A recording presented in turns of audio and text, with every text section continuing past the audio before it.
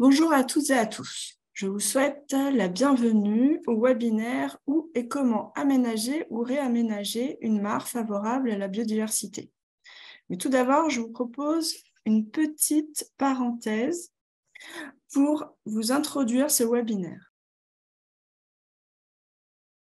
Donc, il intervient dans le cadre du Club des engagés qui ouvre ses portes avec l'organisation de ce premier webinaire. Il vise à vous accompagner collectivement sur des sujets techniques et thématiques autour de la biodiversité.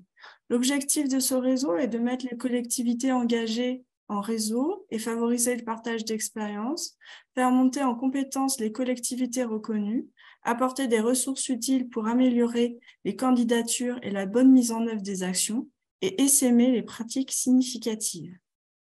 Les actions prévues sont la création d'une page Internet avec le contact de tous les référents TEN, l'envoi du newsletter mensuel, le relais d'information régionale et nationale et l'organisation d'une journée de rencontre entre territoires engagés pour la nature et bien sûr des webinaires thématiques.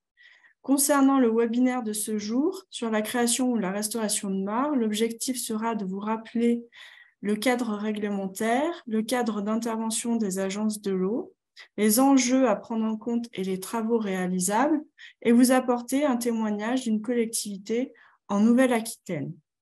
Pour vous accompagner ce matin, nous aurons le plaisir d'écouter messieurs Dordain et Durand de la DREAL Nouvelle-Aquitaine, qui nous rappelleront les procédures réglementaires, Madame Tesser de l'Agence de l'eau à Dourgaronne sur l'appui que peuvent vous apporter les agences de l'eau, messieurs Jutel et Laporte du Conservatoire d'espaces naturels de Nouvelle-Aquitaine sur les paramètres à prendre en compte sur la création d'une mare, et monsieur Malraison de la communauté d'agglomération Pau-Berne-Pyrénées, qui sera accompagné de monsieur Jutel du Seine pour témoigner de son expérience sur un chantier de restauration. Donc, nous aurons entre chaque intervention un temps d'échange pour pouvoir discuter avec les intervenants.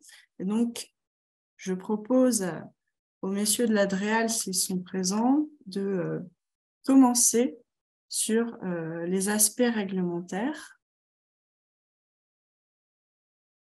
Alors, la présentation va concerner tout le contexte réglementaire pour où et comment réaménager voilà, une mare favorable à la biodiversité. Donc, quelles sont les procédures qui sont nécessaires pour la création ou la restauration d'une mare? Donc, il y a plusieurs codes qui s'appliquent. Quand on veut créer une nouvelle mare, il y a le code de l'environnement, le code de l'urbanisme, le code forestier, le code du patrimoine, le code de la santé publique et d'autres réglementations liées, par exemple, à des documents d'urbanisme ou à ce qui a été mis en place par les mairies locales. Donc, le principal code concerné, ça va quand même être le code de l'environnement quand on veut créer ou restaurer une mare. Donc, à l'intérieur du code de l'environnement, il y a le volet loi sur l'eau. Que nous dit le volet loi sur l'eau? Quand vous voulez créer ou restaurer une mare, vous allez créer un plan d'eau. Donc, si votre mare fait plus de 1000 mètres carrés, vous allez devoir faire une déclaration auprès des services instructeurs de la DDT. Donc, c'est la DDTM qui instruira le dossier. Si vous faites un remblai en lit majeur de cours d'eau, là, la superficie passe à au-dessus de 400 mètres. On est sur une déclaration. Et si vous détruisez une zone humide dans le cadre de construction d'une mare, si vous détruisez une zone humide d'une superficie supérieure à 1000 mètres carrés, on va aussi avoir une déclaration auprès des services de la DTM. Je ne connais pas le contexte éventuel d'une création d'une mare, mais il faut quand même retenir à l'idée qu'il y a un intérêt écologique derrière et qu'une zone humide est aussi une zone d'intérêt écologique majeur. Donc, quand on commence à vouloir détruire une zone humide pour recréer une mare, il faut bien être sûr de ce qu'on fait. En général, des fois, le remède est pire que le mal. Donc, ce code de l'environnement, notamment dans la création d'une mare, il n'est pas là par hasard. Il faut bien en tenir compte. Dans le code de l'environnement, on a également le volet espèces protégées avec des articles qui nous disent qu'on a une interdiction de porter atteinte aux espèces protégées et à leurs habitats. Je regarde juste, il y a une discussion. D'accord, ok. Non, pardon. Je voulais voir s'il y avait une question qui était posée dans le chat. N'hésitez pas à poser des questions dans le chat si jamais il y a des questions qui viennent. Donc voilà, que nous dit le Code de l'environnement en matière d'espèces protégées? En gros, il ne faut pas nuire au maintien dans un état de conservation favorable des populations des espèces concernées dans leurs aires de répartition naturelle. On n'embête pas les petits oiseaux qui sont des espèces protégées, certaines espèces protégées, quand on veut faire des travaux. Donc, quels sont les motifs? Donc, si on veut vraiment créer une mare dans un espace avec des espèces protégées, dans un espace avec des espèces protégées, il faut des motifs dérogatoires qui pourront éventuellement être donnés. Donc, les motifs, ce serait dans l'intérêt de la protection de la faune et de la flore sauvage et de la conservation des habitats naturels, dans l'intérêt de la santé et de la sécurité publique, à des fins de recherche et d'éducation, de repeuplement et de réintroduction de ces espèces. Voilà. Donc, si vous avez un de ces critères-là, vous pouvez éventuellement faire une demande auprès des services d'instruction de l'ADREAL pour voir si vous aurez une dérogation à espèces protégées. Voilà. Dans tous les cas, il s'agit de ne pas perturber l'état de conservation favorable des espaces d'espèces protégées. Ensuite, le volet Natura 2000. Donc là, il y a une évaluation d'incidence des sites Natura 2000. Si jamais vous êtes sur un site Natura 2000, ils sont soumis à un régime d'autorisation ou d'approbation administrative et c'est instruit encore une fois par l'ADREAL. Donc, en gros, il ne faut pas affecter de façon notable un site Natura 2000 si vous souhaitez faire une mare dessus. Vous avez la liste des sites Natura 2000 qui sont présents sur les sites Internet. Mais globalement, s'il y a un site Natura 2000 dans votre commune, en général, les maires sont au courant en général.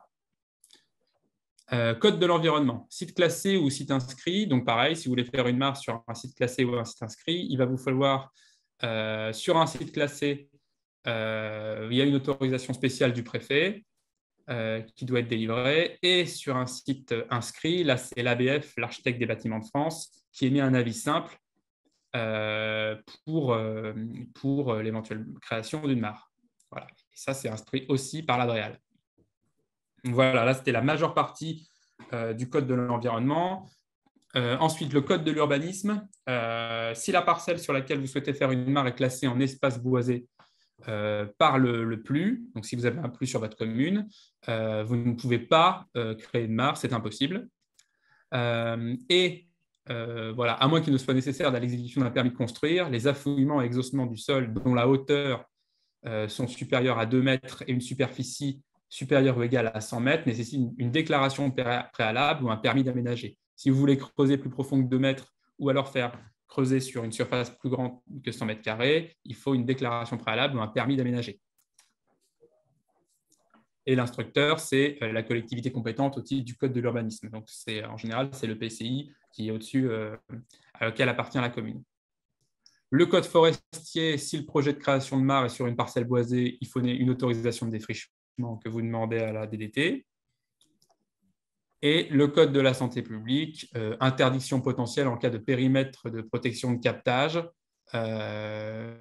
Donc, à l'intérieur des périmètres de protection immédiats ou rapprochés, ça peut être interdit ou réglementé. Ça, c'est en fonction de chaque document qui est spécifique à chaque captage.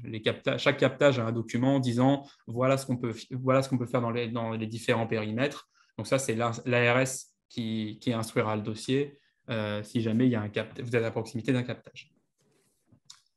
Et enfin, le règlement sanitaire départemental. Selon certains règlements sanitaires départementaux, il est interdit de créer une mare à moins de 35 ou 50 mètres d'une habitation, zone de loisirs ou établissement recevant du public, sauf les campings à la ferme, à moins de 35 mètres des cours d'eau ayant un lit mineur d'une largeur d'au moins 7,5 mètres et à moins de 10 mètres dans les autres cours d'eau, il va falloir sortir le mètre, à moins de 35 mètres de points d'eau.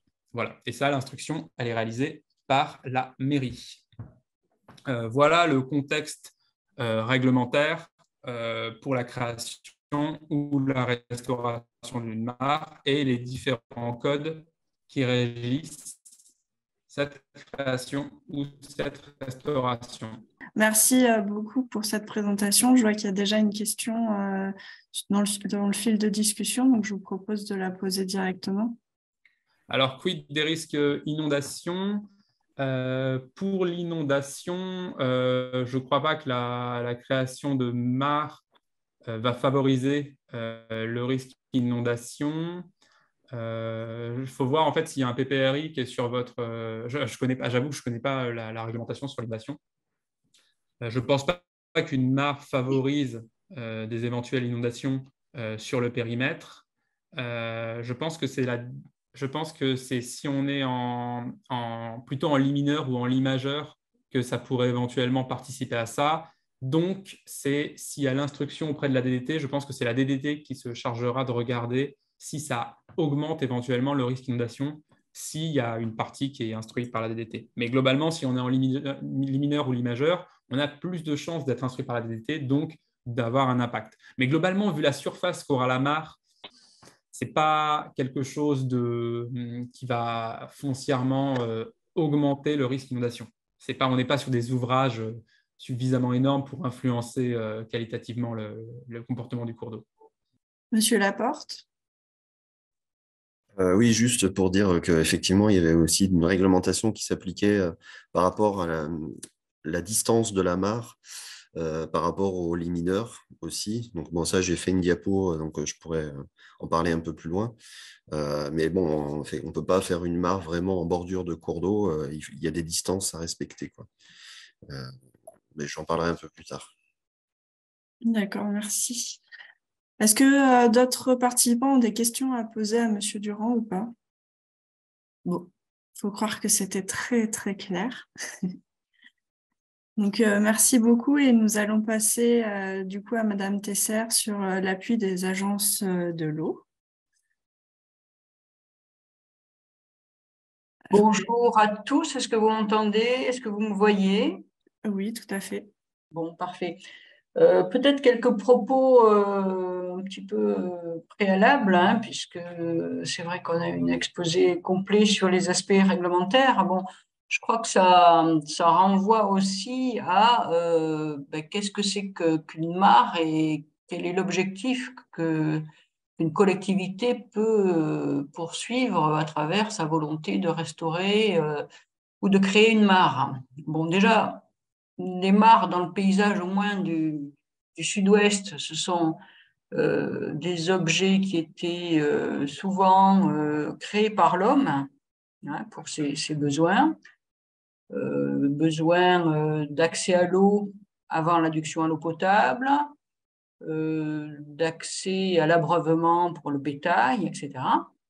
Donc, dans le paysage de nos régions, en général, il y avait quand même pas mal de mares. Alors aujourd'hui, c'est vrai que certaines, comme c'est une création humaine, certaines se comblent petit à petit et disparaissent du paysage, mais il y avait en général un réseau assez dense. Donc, c'est vrai que la première chose, c'est de dire que peut-être il y a un potentiel de rénovation, de réhabilitation de ces mares qui existent localement chez vous. Déjà, avoir cette approche, je pense que c'est intéressant parce que les générations qui nous ont précédés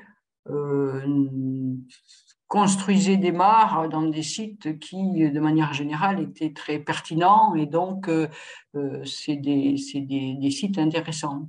Bon, ensuite, aujourd'hui, quel est l'enjeu autour de la création de mares? Eh bien, c'est surtout un enjeu de biodiversité, d'accueil d'espèces qui aujourd'hui sont relativement fragilisées, notamment les batraciens, mais aussi les libellules, etc.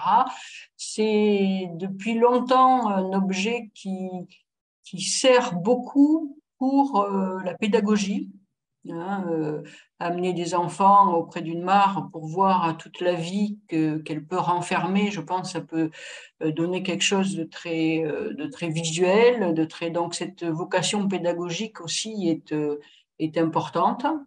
Donc, c'est vrai que dans un volet de sensibilisation des acteurs du territoire, des jeunes à la biodiversité, notamment aquatique, je pense que ça peut être un projet tout à fait intéressant de réhabiliter, voire de créer une mare.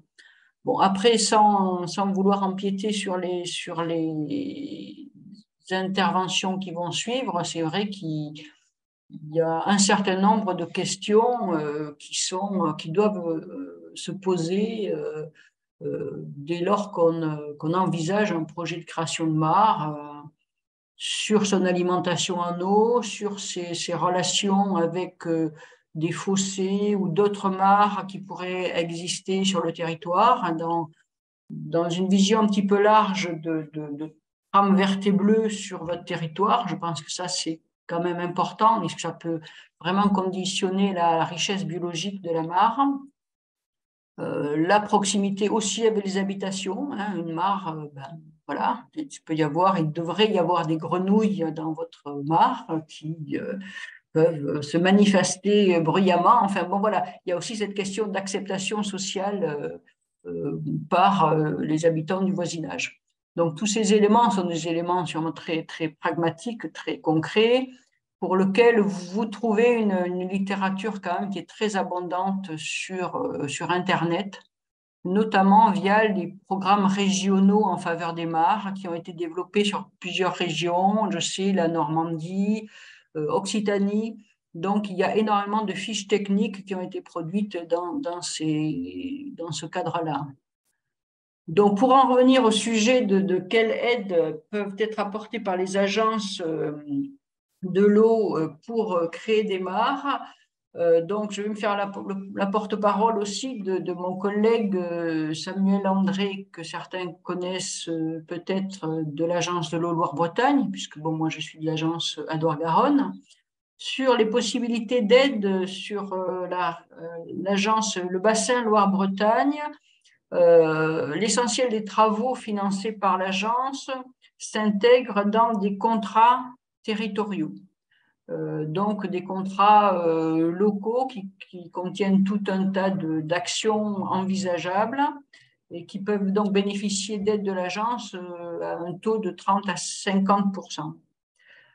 Il y a une autre voie de financement de ces actions en Loire-Bretagne. C'est dans le cadre des appels à projets que l'agence publie chaque année, appels à projets qui visent la prise en compte des espèces bénéficiant de plans nationaux d'action, donc des espèces là aussi en situation difficile, je dirais, en termes de conservation. Bon, dans cet appel à projet, tous les travaux sur les habitats qui concernent ces espèces peuvent être financés jusqu'à hauteur de 50%. Alors, les PNA et les mares, bon, c'est quand même assez restreint, puisque à part une espèce de crapaud sonneur à ventre jaune ou la cistude d'Europe, qui est une tortue aquatique dans certains secteurs, il n'y a pas trop d'espèces, je dirais, qu'on trouve couramment dans les mares qui pourraient relever de ces PNA.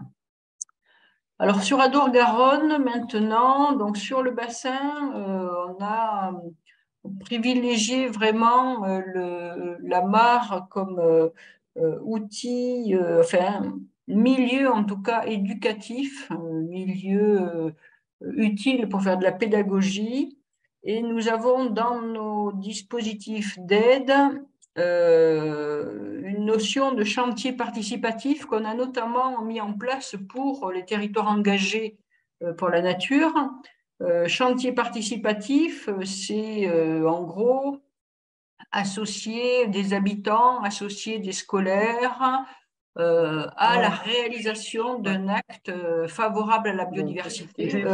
Donc, l'agence propose une aide pour ces chantiers participatifs qui sont à la fois donc, permettre à des citoyens ou des scolaires de participer concrètement à la réalisation d'une action favorable à la biodiversité, Et aussi, c'est une opportunité pour faire de la pédagogie, c'est-à-dire que les encadrants de ces chantiers sont là aussi pour donner des informations sur les enjeux, par exemple, autour de la mare, de la restauration d'une mare. Donc, pour ces chantiers participatifs, on a privilégié un dispositif relativement simple. C'est une aide forfaitaire de 2 000 € qui est accordée à un chantier participatif. Bon, ensuite, je dirais, ces créations, restauration de mares peuvent entrer dans d'autres schémas plus larges. Ça peut être tout à fait mis en place dans le cadre d'un partenariat et d'un programme en faveur de la biodiversité, par exemple avec les structures GEMAPI de votre territoire, les gestionnaires de cours d'eau. Ça peut aussi être mis en place dans le cadre d'aménagement urbain. On développe de plus en plus des programmes en lien avec la désimperméabilisation des sols en milieu urbain, la végétalisation, une gestion différente des eaux pluviales et la création ou la réhabilitation de mares peut aussi s'intégrer dans ces programmes-là. Voilà, moi j'arrête là. Je ne sais pas s'il y a quelques questions auxquelles je pourrais répondre. En tout cas, voilà, j'espère vous avoir donné les principales informations.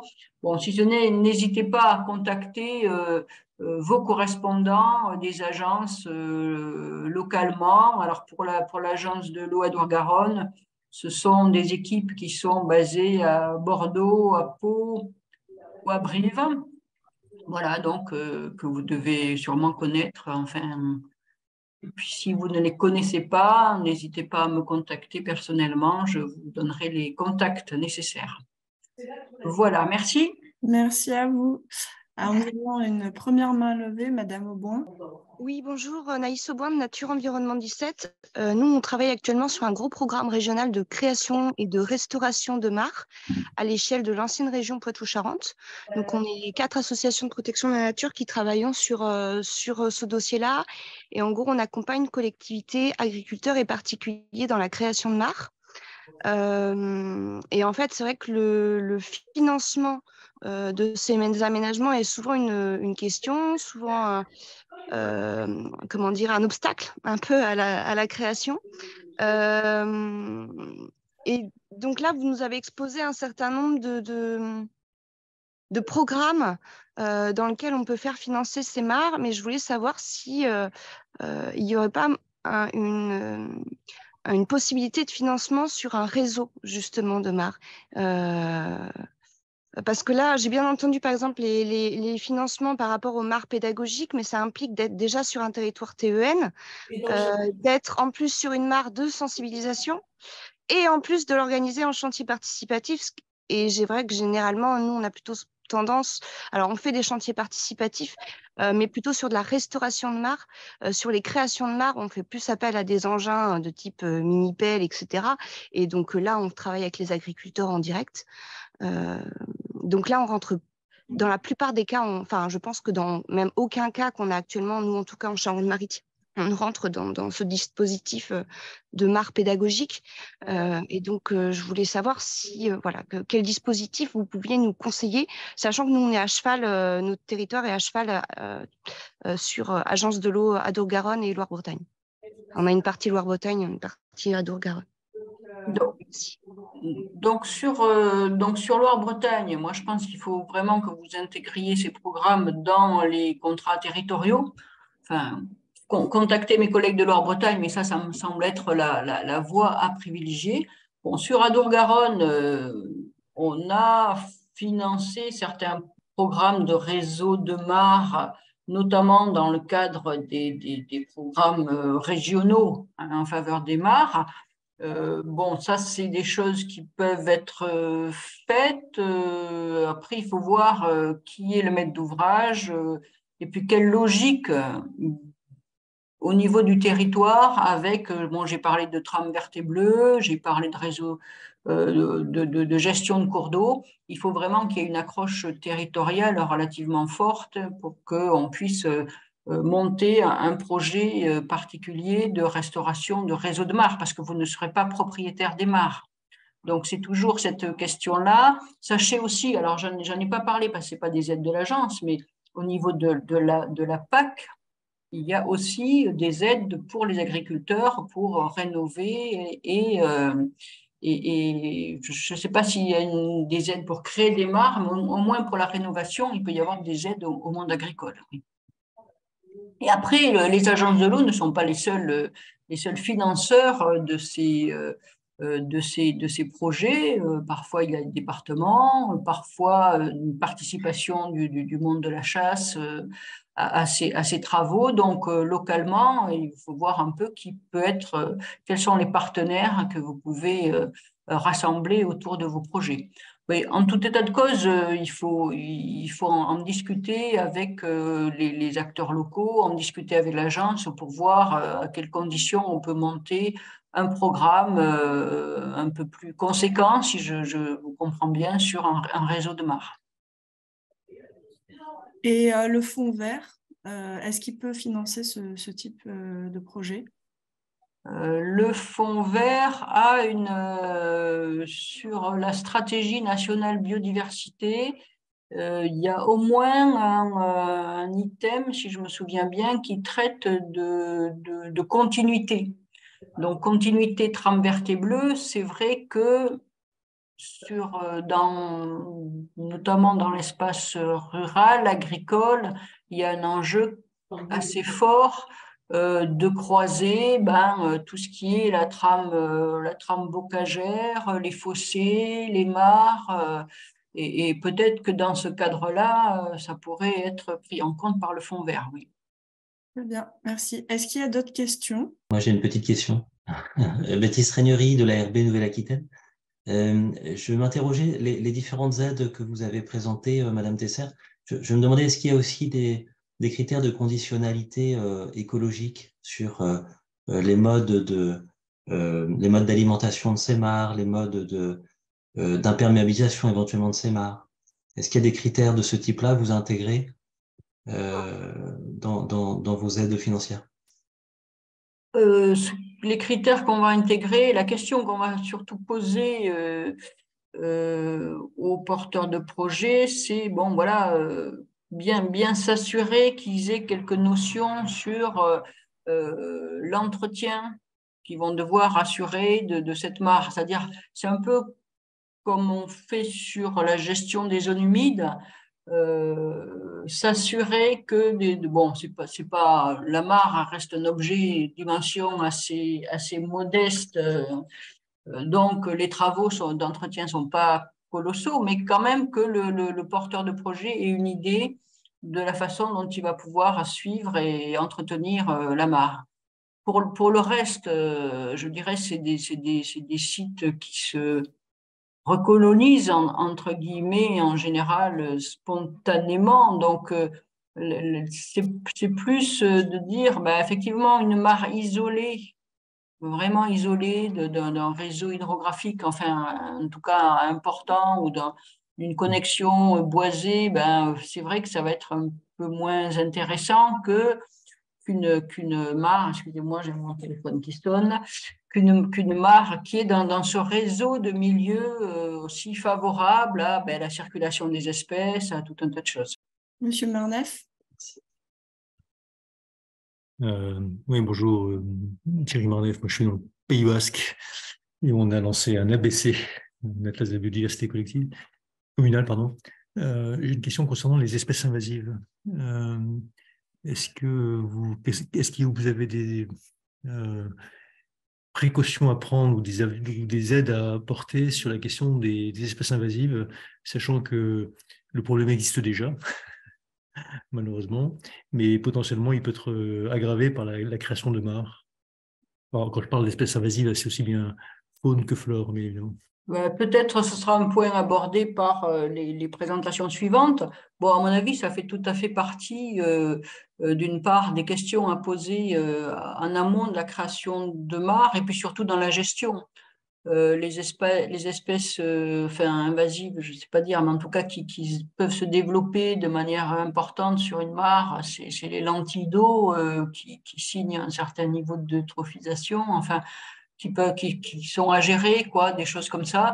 Après, je ne sais pas si vous pensiez à des espèces animales particulières ou bon, c'est vrai que sur des secteurs, même sur des secteurs où on a par exemple la présence de grenouilles taureaux, pour avoir suivi un programme important, une réflexion sur la maîtrise de ces espaces, eh bien, c'est vrai que sur les grands noyaux de population où on ne peut pas penser éradiquer l'espèce, enfin en tout cas la réduire fortement, la recommandation des scientifiques, c'est d'avoir des milieux à côté, des milieux de mares fonctionnels pour permettre aux batraciens, aux espèces locales d'avoir des milieux qui leur sont favorables et donc qui leur permettent de mieux résister à la pression exercée par cette espèce invasive, quoi.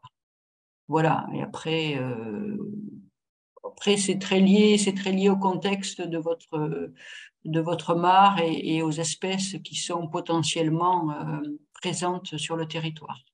Oui, pardon, juste pour compléter ma question, le point a été de dire que quand il y a des espèces invasives qui sont installées sur un territoire, j'ai le sentiment que c'est quelque chose qui est extrêmement compliqué pour s'en débarrasser. Encore une fois, que ce soit aussi bien des questions aussi diverses que l'herbe de la pampa, la jussie, la renouée, mais aussi des espèces animales telles que l'écrevisse, je ne sais plus laquelle, ou la grenouille, je ne sais plus laquelle, ou la tortue, je ne sais plus laquelle.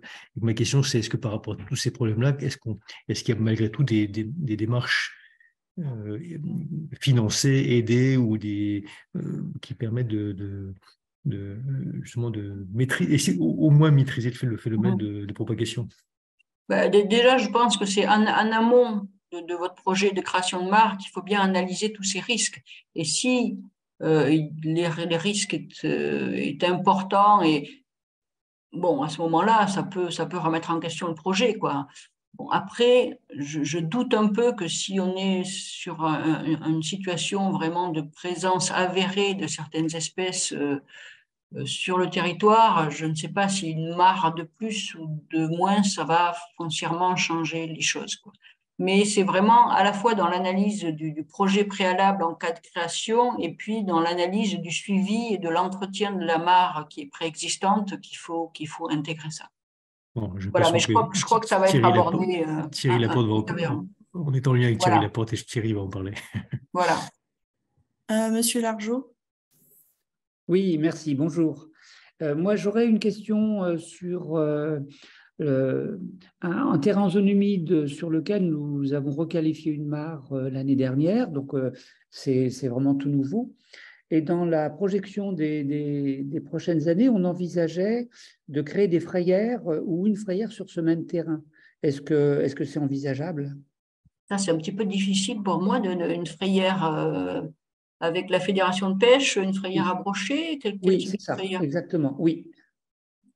Ça veut dire que vous avez déjà créé la mare sur un point bas à proximité du cours d'eau avec une possibilité de récréation d'annexes fluviales, c'est ça? Oui, en fait, le terrain est assez vaste. La mare était existante par le passé, mais elle s'était comblée avec le temps et le non-usage, donc elle a été requalifiée. Mais sur un côté du terrain qui est quand même assez éloigné de la mare, on envisageait de créer cette frayère qui serait, elle, directement connectée à la rivière. Je pense que ça peut être deux types d'actions tout à fait complémentaires, l'une ne remplaçant pas l'autre, si j'ai bien compris. Là, peut-être il faut voir vous êtes en contact, j'imagine, avec la Fédération de pêche pour les préconisations. Oui, alors je suis en contact avec la Fédération de pêche et notre syndicat qui gère la politique de l'eau. Et on voulait l'intégrer dans un prochain programme Nature et Transition avec la région. D'accord. Mais pourquoi pas? Oui, tout à fait, oui. Ça peut être très, très intéressant. Les deux se justifient totalement. Ok, merci. Merci. Donc, je propose de passer à la présentation suivante du conservateur d'espèces naturelles, qui va reprendre justement les enjeux et paramètres à prendre en compte pour la création de mares. Bonjour, Thierry Laporte du CEN Nouvelle-Aquitaine. Je pilote également la cellule d'assistance technique zone humide des Pyrénées-Atlantiques. Donc, on va aussi vous présenter un certain nombre de retours d'expérience dans le cadre des suivis qu'on réalise de certains sites où on accompagne des gestionnaires pour la création ou l'aménagement de mares. Donc, effectivement, la première question à se poser, c'est pourquoi on crée ou on aménage une mare pour la biodiversité. Donc, il y a un certain nombre de préalables et de fondamentaux qu'il faut effectivement traiter avant d'aller jusqu'au projet. Hein. Le premier point, c'est la connaissance. Donc, voilà, si on a une méconnaissance à l'échelle du territoire communal, intercommunal ou encore à l'échelle du bassin versant, des enjeux justement qui peuvent concerner les espèces qui vont donc croître dans la mare, que ce soit faune ou flore, mais aussi des mares qu'il y a sur le territoire, des enjeux aussi de conservation de zones humides. Donc là, on sort même du cadre strict des mares. Hein. Il faut savoir à peu près ce qu'on a comme type de zone humide sur le territoire. Les inventaires aussi qui ont déjà mis en exergue la biodiversité du territoire. Donc, ça peut être des atlas de la biodiversité communale. On a entendu tout à l'heure Thierry Marneffe en parler. Ça peut être des SNIEF, des inventaires de zones humides. Donc, il faut s'appuyer vraiment sur tous ces inventaires, tous ces documents s'ils existent, bien entendu. Et puis après, donc, il y a deux types, on va dire, de zones humides aussi. Donc, il y a les zones humides qui sont décrites sur des critères végétatifs. Ça, c'est la loi qui définit ces deux types de description. Donc, souvent, on parle de zones humides effectives. Donc là, on peut facilement les reconnaître, facilement les identifier. Et puis après, il y a voilà, tout ce qu'on ne peut pas voir. Donc, c'est les zones humides qui correspondent en fait à des sols hydromorphes qui retiennent l'eau, qui stockent l'eau. Donc là, souvent, on parle de zones humides potentielles. Et donc, il faut aussi essayer d'avoir une connaissance aussi de ces deux types de zones humides sur le territoire. Ça va être quand même assez important, notamment dans le cadre de création de mares. On le verra un peu plus loin. Alors, tout à l'heure, on disait qu'il faut éviter de créer des mares en zone humide. Oui, effectivement, dans des zones humides effectives, là où effectivement il y a une végétation, il y a une faune associée à ces zones humides, une biodiversité qui est riche et où là, il faut faire très attention à ce qu'on fait en termes de création de mares ou de plans d'eau. Par contre, à l'inverse, ce qui va être intéressant, c'est de créer des mares dans des sols qui sont quand même, qui retiennent l'eau. Hein, pour une raison que vous comprenez bien, c'est avoir le maximum d'eau la plus longue partie de l'année dans la mare. Donc, alors on a entendu aussi tout à l'heure Dominique revenir effectivement sur les connexions écologiques. Donc effectivement, s'il y a un travail qui a été fait sur les trames vertes et bleues, il faut aussi en prendre compte, c'est très important. Et puis, donc Thierry Marneffe aussi est revenu sur les espèces exotiques envahissantes. Donc tout ça, c'est de la connaissance. Et il faut essayer d'avoir le maximum de connaissances avant de s'engager plus loin dans le projet. Ça a été déjà dit. Sur la base de cette connaissance qu'on a pu acquérir à travers les documents, les inventaires, les prospections réalisées, donc après, il faut s'interroger dans quel but on veut créer cette mare pour la biodiversité. Alors, là, je vous ai mis trois objectifs. Hein. Le premier, ça peut être de préserver déjà la biodiversité qu'il y a sur le territoire, voire de l'accroître. C'est-à-dire on peut aussi accueillir en créant cette mare d'autres espèces qui peuvent venir d'autres territoires. C'est plus compliqué. Voilà, il faut quand même qu'il y ait aussi une trame verte et bleue bien développée pour que ces espèces puissent se déplacer d'un point A à un point B jusqu'à la mare. Donc, ça peut être plus compliqué, mais déjà, de préserver des populations d'espèces, de faire en sorte qu'elles soient pérennes à l'échelle d'un territoire, ça peut déjà être un premier objectif. Un deuxième objectif, c'est de préserver ou accueillir des espèces patrimoniales. Donc ça, on en a aussi parlé. Dominique en a parlé. Donc, bon, ça va être les espèces, très souvent, des plans nationaux d'action, essentiellement ODONAT. Alors, bon, c'est vrai que sur les mares, il n'y a pas non plus des masses d'espèces protégées, à part les amphibiens. La plupart des espèces d'amphibiens sont protégées, hein, je le rappelle. Donc, effectivement, ça va être surtout des amphibiens. Ça peut être d'autres espèces quand même, la cispule d'Europe, par exemple, des serpents aussi protégés. Voilà. Donc, il y a quand même un intérêt à créer des mares pour ces espèces-là. Ça peut être aussi recréer des connexions écologiques entre mares et ou zones humides, et aussi plus globalement milieu aquatique, hein, cours d'eau, etc. Donc, ça peut permettre justement la dispersion des espèces et faciliter leur reproduction afin de maintenir des populations viables à l'échelle de territoire. Donc ça peut être aussi un troisième objectif vraiment très important à prendre en compte. Alors, quelques recommandations générales pour créer des mares. Bon, faut bien connaître l'historique du terrain et de la mare s'il s'agit d'en réaménager une. Donc, quand est-ce qu'elle a été créée, quels usages il y a, comment c'est entretenu, etc. Son fonctionnement hydrologique, donc on en a parlé, le type d'alimentation en eau. Est-ce qu'on va pouvoir bien préserver cette mare? Est-ce que l'alimentation en eau sera toujours pérenne? La qualité de l'eau, l'imperméabilité du sol, évidemment, sa richesse biologique, évidemment, donc, puisqu'on crée une mare où on l'aménage pour la biodiversité, donc en termes d'habitat naturel, de faune et de flore, le contexte, donc dans quel contexte se trouve cette mare. On vient juste d'en parler, mais les réseaux de mares, par exemple, est-ce qu'il existe un réseau de mares? Est-ce qu'elle peut participer à ce réseau de mares? Voilà. Identifier aussi, le cas échéant, l'origine des dégradations voilà, qui pèsent sur la mare qu'on essaie de réaménager, c'est important. Si on n'identifie pas bien ces origines, ça va être compliqué de mener à bien le projet. On risque de rencontrer toujours les mêmes difficultés. On parlait des espèces exotiques envahissantes.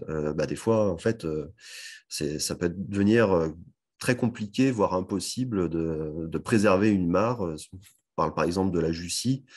Quand elle s'installe sur des petites mares et qu'elle devient très envahissante, bon, plus les mares, ça lui convient très bien, cette espèce-là, parce que les mares sont généralement des milieux très peu profonds. Et donc, voilà, c'est une espèce qui va croître très facilement, se développer très facilement dans ces milieux-là.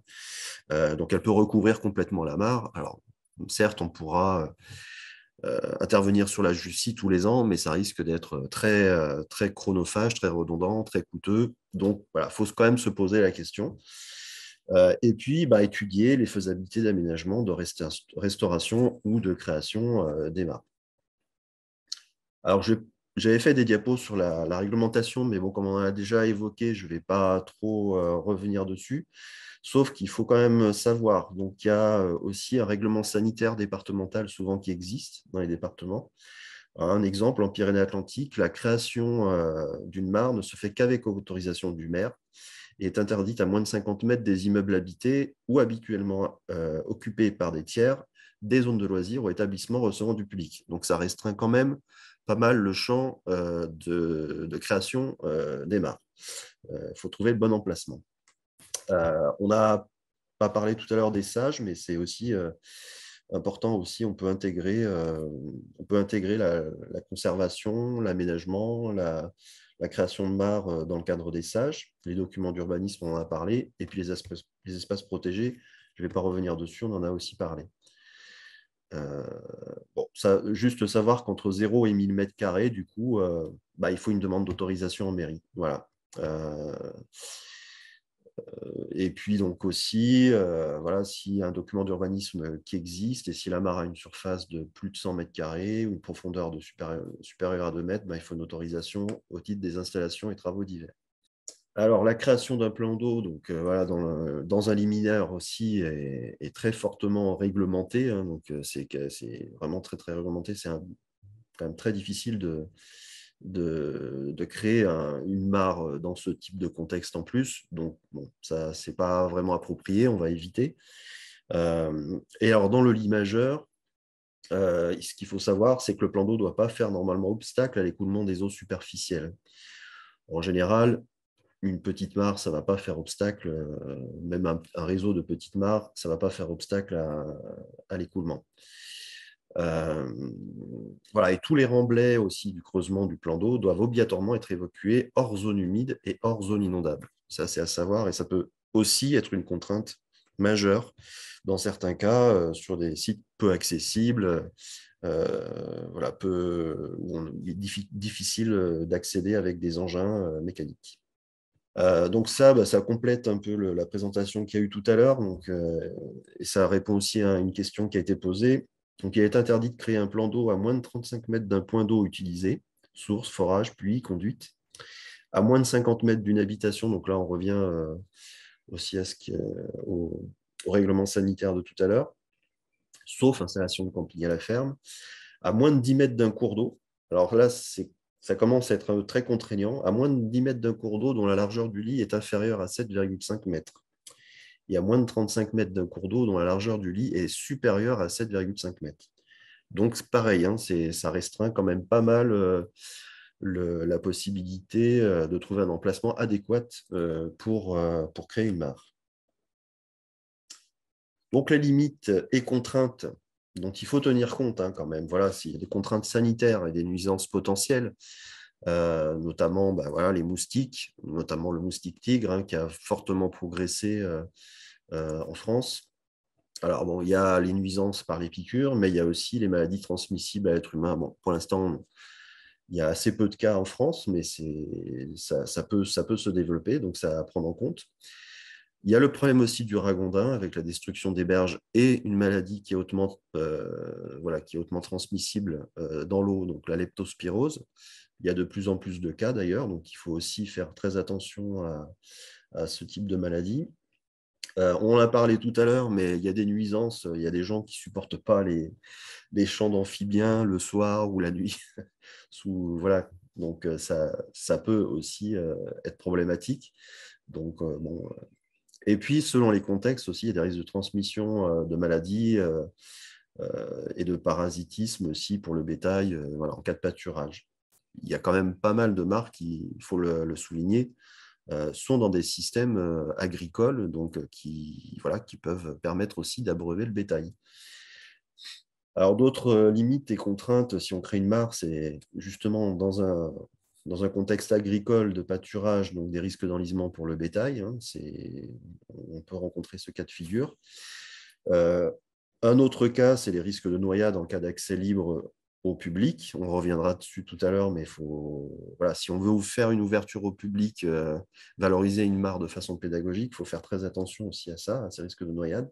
On engage quand même la responsabilité de l'aménageur voilà, et de la collectivité. Une contrainte majeure, c'est la perméabilité des sols, bien sûr. Le type d'alimentation en eau, est-ce que c'est une nappe, ruissellement, est-ce que ça va être alimenté par des pluies, par exemple.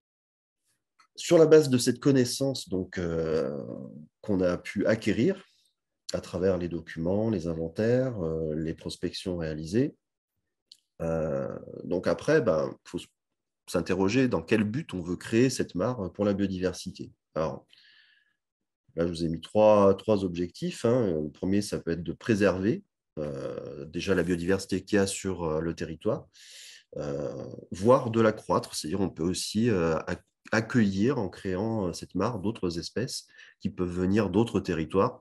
C'est plus compliqué. Voilà, il faut quand même qu'il y ait aussi voilà, une trame verte et bleue bien développée pour que ces espèces puissent se déplacer d'un point A à un point B jusqu'à la mare. Donc, ça peut être plus compliqué, mais déjà, de préserver des populations d'espèces, de faire en sorte qu'elles soient pérennes à l'échelle d'un territoire, ça peut déjà être un premier objectif. Un deuxième objectif, c'est de préserver ou accueillir des espèces patrimoniales. Donc ça, on en a aussi parlé. Dominique en a parlé. Donc, ça va être les espèces très souvent des plans nationaux d'action, essentiellement ODONAT.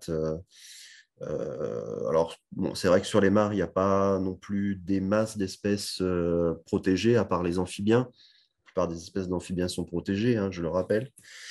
Donc, effectivement, ça va être surtout des amphibiens. Ça peut être d'autres espèces quand même, la cispule d'Europe, par exemple, des serpents aussi protégés. Voilà. Donc, il y a quand même un intérêt à créer des mares pour ces espèces-là.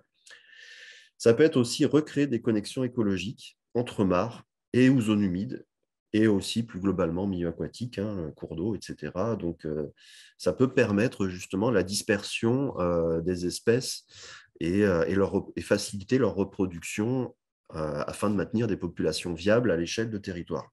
Donc ça peut être aussi un troisième objectif vraiment très important à prendre en compte. Alors, quelques recommandations générales pour créer des mares. Bon, faut bien connaître l'historique du terrain et de la mare s'il s'agit d'en réaménager une.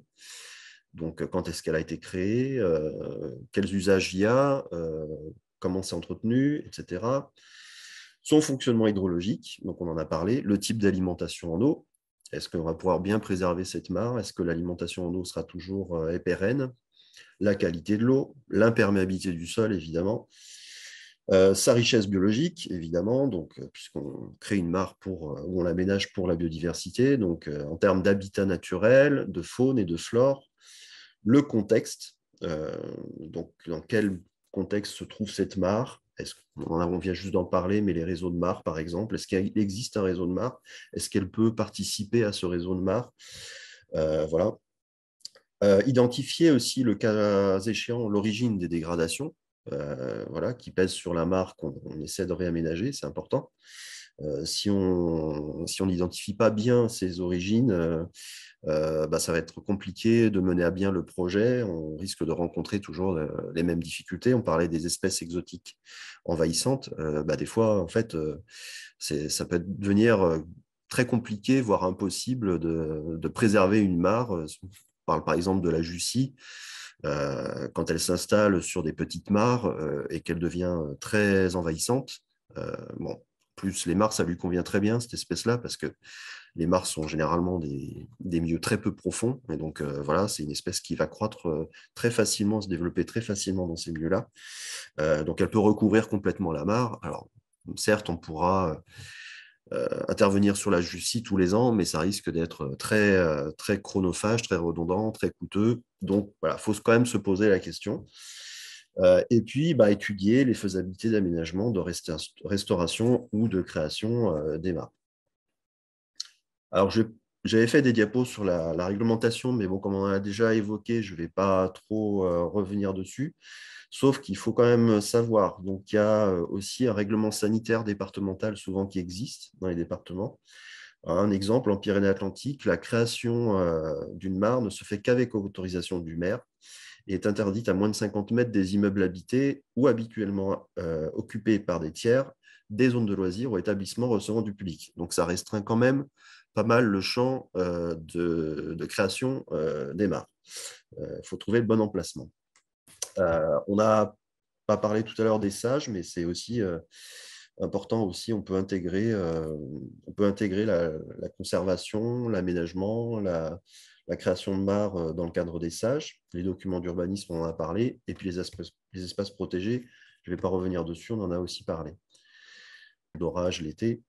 Est-ce qu'il y a une présence d'espèces exotiques envahissantes? On revient là-dessus. Et est-ce qu'il y a la présence de poissons prédateurs? On va revenir aussi un peu plus loin là-dessus. Mais bon, il y a un certain nombre de limites et de contraintes à avoir des mares qui sont vraiment intéressantes pour la biodiversité. Et notamment, ces deux derniers points, les espèces exotiques envahissantes qui peuvent compromettre véritablement les objectifs qu'on s'est fixés, et la présence de poissons prédateurs qui vont prédater en gros tous les macro-invertébrés, les têtards, les larves d'amphibiens, etc. Et donc avec une diminution importante de la biodiversité de la mare. Créer une mare pour la biodiversité. Donc là, on arrive vraiment au projet. Au préalable, il est vraiment important, et ça vraiment c'est ce qu'on peut vous conseiller, c'est de faire une étude de l'imperméabilité des sols et du type de sol, dans quel type de sol on se trouve. Est-ce que c'est un sol de zone humide? Est-ce qu'il est perméable, imperméable? Le niveau d'humidité aussi, les variations annuelles du niveau d'eau. Donc ça, on peut faire une campagne, un suivi piézométrique, par exemple, avant de créer la mare pendant une année pour voir comment fluctuent les niveaux d'eau à l'endroit où on veut faire la mare, bien sûr, et ainsi voir comment la mare va se remplir aussi. Ça peut nous permettre de savoir à quelle profondeur il faut créer la mare pour avoir suffisamment d'eau toute l'année. Voilà. Donc, voilà, ça, c'est vraiment 2 paramètres très importants à étudier avant de créer une mare. Ensuite, l'emplacement. Alors, idéalement, si vous avez une ancienne mare qui a été requalifiée, ça peut être très intéressant, effectivement, parce que, bon, voilà, c'est quelque chose qui existait par le passé, et donc, en général, le sol est toujours imperméable, et ça permet d'atteindre des objectifs plus facilement. À défaut, on va choisir un sol évidemment imperméable, argileux, ou un sol où la nappe affleure une bonne partie de l'année. Donc, ça peut être des sols, au contraire, filtrants, mais en connexion avec la nappe alluviale du cours d'eau, voilà, à condition qu'effectivement le cours d'eau ne soit pas trop incisé, trop profond. Ça peut être intéressant, effectivement, de faire des mares dans ce type de contexte. En dernier recours, je dis bien en dernier recours, donc voilà, si on n'a pas d'autre solution, on peut étanchéiser donc la mare avec des argiles compactées. Alors, des argiles compactées gonflantes au contact de l'eau, c'est en général ça qu'il faut. Alors, ce n'est pas toujours facile d'en trouver d'ailleurs. On galère un petit peu à trouver ce type d'argile. Ça représente un coût aussi qui n'est pas négligeable, parce qu'il faut quand même en mettre une bonne quantité. Voire, donc vraiment en dernière solution, une bâche PVC, donc recouverte de sable et terre fine, pour faciliter l'installation des végétaux qu'on souhaite voir coloniser la mare. Alors, il faut éviter de créer une mare dans une zone humide, on l'a déjà dit, déjà remarquable, une zone humide effective où il y a une végétation, où il y a une flore et une faune associées, des habitats remarquables.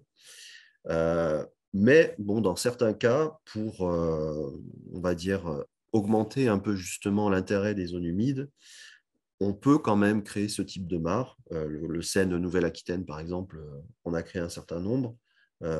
Mais alors, il faut vraiment bien étudier les choses, le faire dans des zones dégradées de la zone humide. Donc là, je conseille quand même de faire appel, avant de prévoir ce type de projet, de faire appel à une structure qualifiée en amont du projet pour bien évaluer tous les enjeux de conservation de la zone humide, s'il y a vraiment des risques importants de destruction des espèces protégées, des habitats d'intérêt communautaire, etc. Donc ça, c'est... Voilà.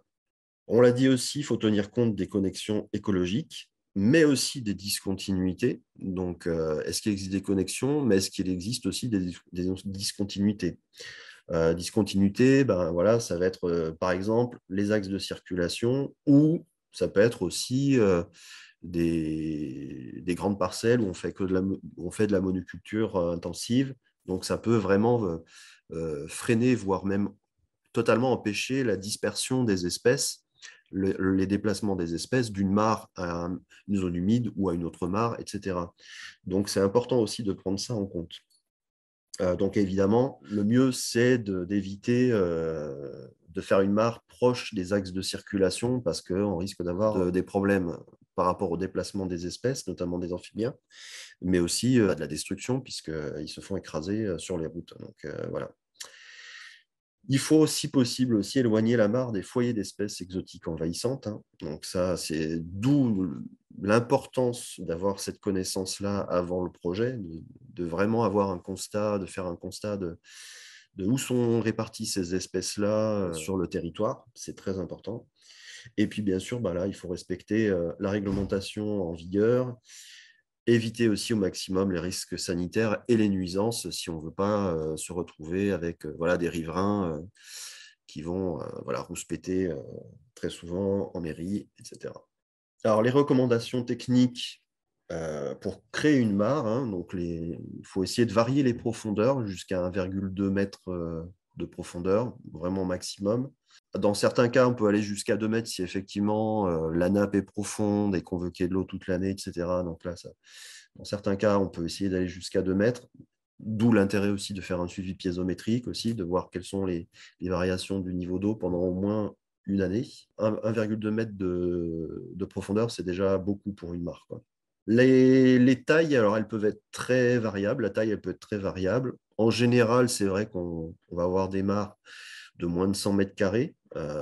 Bon, ça tombe bien parce que ça va être moins compliqué aussi au niveau de la réglementation. Si vous dépassez tout de suite le seuil des 100 mètres carrés, il va falloir faire un peu plus de paperasse. Et pour la biodiversité, les grandes mares peuvent être intéressantes pour certaines espèces, hein, par exemple pour la cistude, etc. Mais ce n'est pas forcément un gage de réussite. Des petites mares, un réseau de petites mares, ça peut être très intéressant aussi. Voilà, et on peut avoir une biodiversité assez riche sur des petites surfaces. L'ensoleillement, donc là, il faut maximiser l'ensoleillement de la mare, donc au moins 70% d'ensoleillement. Mais il faut quand même essayer de conserver des zones arbustives et arborées en périphérie de la mare, alors plutôt justement sur les expositions nord, hein, au nord de la mare. Donc ça, pour aussi créer des habitats d'espèces. Par exemple, la rainette méridionale, qui est un petit amphibien, une petite grenouille, va affectionner ces zones broussailleuses, etc. Elle ne va pas être dans l'eau toute l'année, hein, mais justement, son habitat, ça va être ça. Ça va être ces zones de broussailles, de soleil, voilà. Donc, c'est important quand même d'avoir ce genre d'habitat. Alors par contre, ce qui est très important, c'est aussi de maximiser, alors ça évidemment sur des grandes mares, parce que si vous avez une mare de 1 ou 3 mètres carrés, vous n'allez pas pouvoir le faire, mais c'est maximiser les profils de berge afin d'optimiser les interfaces entre le milieu aquatique et le milieu terrestre. Donc il y a notamment créer des pentes douces, voilà, et puis faire un profil assez variable.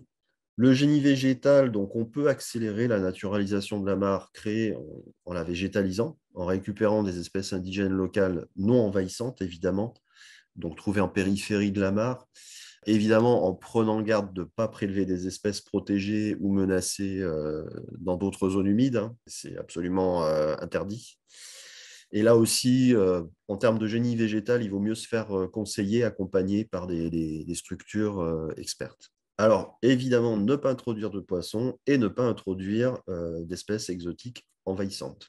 Comme on en a parlé tout à l'heure, les écrevisses alloctones, enfin voilà, les écrevisses américaines, etc., ou des tortues exotiques, comme c'est souvent le cas. Donc là, voilà, il y a aussi pas mal d'informations à faire là-dessus, parce que bon, dans le projet, évidemment, on ne va pas forcément avoir ça comme objectif, mais une fois que la mare est créée, voilà, il peut y avoir des gens qui pensent que c'est bien de mettre des écrevisses ou des tortues dans une mare. Donc là, il y a un effort d'information à faire aussi auprès de la population locale.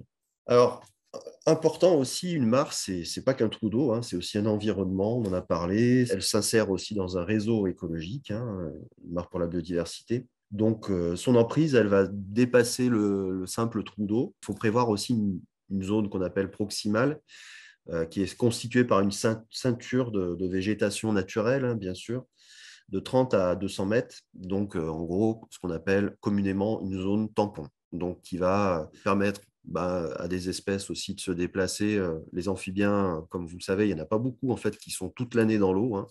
La plupart sont quand même à dominance terrestre, donc la plus grande partie de l'année. Donc il leur faut ce genre d'habitat. Donc ça va aussi avec les trames vertes et bleues, bien entendu. Et puis ça va aussi limiter évidemment la pollution de la nappe, son eutrophisation, s'il y a des cultures aux alentours, s'il y a des fortes pressions de pâturage, etc. Enfin voilà. Donc ça sera aussi intéressant pour préserver la qualité du milieu, de l'eau, de la mare.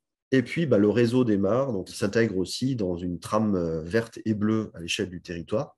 Donc il faut tenir compte de ce réseau. Il faut aussi considérer, comme on l'a déjà dit, les connexions et les barrières écologiques. Alors les connexions, ça peut être le réseau hydrographique, hein, ça peut être des fossés, ça peut être des structures paysagères aussi, comme des réseaux de haies, etc. Et puis les barrières écologiques, des axes routiers, des zones urbanisées, des zones de monoculture, voilà, etc. Il y en a d'autres, hein. Et puis, donc, favoriser une grande diversité de types de mares aussi, si on prévoit de faire plusieurs mares. Voilà, c'est toujours au niveau de la biodiversité, en fait, des mares à différents stades, des mares temporaires, des mares permanentes, des mares boisées, prairiales, des mares plutôt acides, des mares plutôt un peu eutrophisées, un peu plus riches. Voilà, tout ça participe en fait au maintien de la biodiversité parce qu'il va y avoir différentes communautés animales et végétales qui vont coloniser toutes ces mares. Donc le dernier point, c'est aménager et restaurer une mare pour la biodiversité. Donc Bon, on commence par déblayer, hein, évidemment, la mare, enlever les déchets s'ils sont présents, réduire la végétation ligneuse si nécessaire. Hein. Voilà, il faut en garder, mais il ne s'agit pas de tout couper. Mais en tout cas, voilà, l'idée, c'est d'obtenir un ensoleillement minimum de la mare de 70%. Curer si nécessaire, donc jusqu'à une profondeur minimale de 80 cm. Pourquoi 80? C'est pour éviter ensuite que tout gèle, hein, en période hivernale, puisque vous avez des espèces aussi qui vont se réfugier dans les vases en hiver, qui vont hiberner dans les vases de la mare. Donc, il faut garder une zone hors gel, voilà, pour conserver le maximum de biodiversité en hiver. Alors, après, les périodes, ça peut être pour le curage. Bon, si vous avez de la cistude d'Europe, il va plutôt falloir le faire justement en été, parce qu'à l'automne, elle risque d'aller hiberner dans les vases. Donc là, ce n'est vraiment pas le moment de curer. D'où l'importance aussi d'être bien conscient des enjeux qu'on a, des espèces qui sont présentes sur les mares, si on veut les réaménager. Et sinon, bon, la période la plus propice, c'est en automne-hiver. Et puis, quelque chose qui a quand même beaucoup d'importance, c'est de laisser aussi les bouts de curage quelques jours à côté de la mare, pour faire en sorte qu'en fait, si vous enlevez des espèces, notamment des macro-invertébrés aquatiques, qui se sont restés piégés dans les boues que vous avez extraites, et bien en fait, elles vont remigrer vers la mare, elles vont se redéplacer et retourner à la mare. Donc voilà, c'est important de laisser quelques jours ces boues-là en périphérie immédiate de la mare. Alors, le curage, voilà, il ne se fait pas non plus, il ne doit pas se faire, ça va dépendre évidemment du type de la mare. Hein. Si c'est une mare forestière, elle risque de se combler beaucoup plus rapidement. Ça va aussi dépendre de son type d'alimentation. Si c'est une mare qui est connectée à un réseau hydrographique, les sédiments, etc., il va y avoir un atterrissement qui va se faire plus rapidement aussi. Mais des mares vraiment naturelles, des fois, il ne faut pas les curer pendant 20 ans, hein, 10, 20 ans. Après, sur des mares qui se comblent assez rapidement, on peut intervenir tous les 3 ou 5 ans.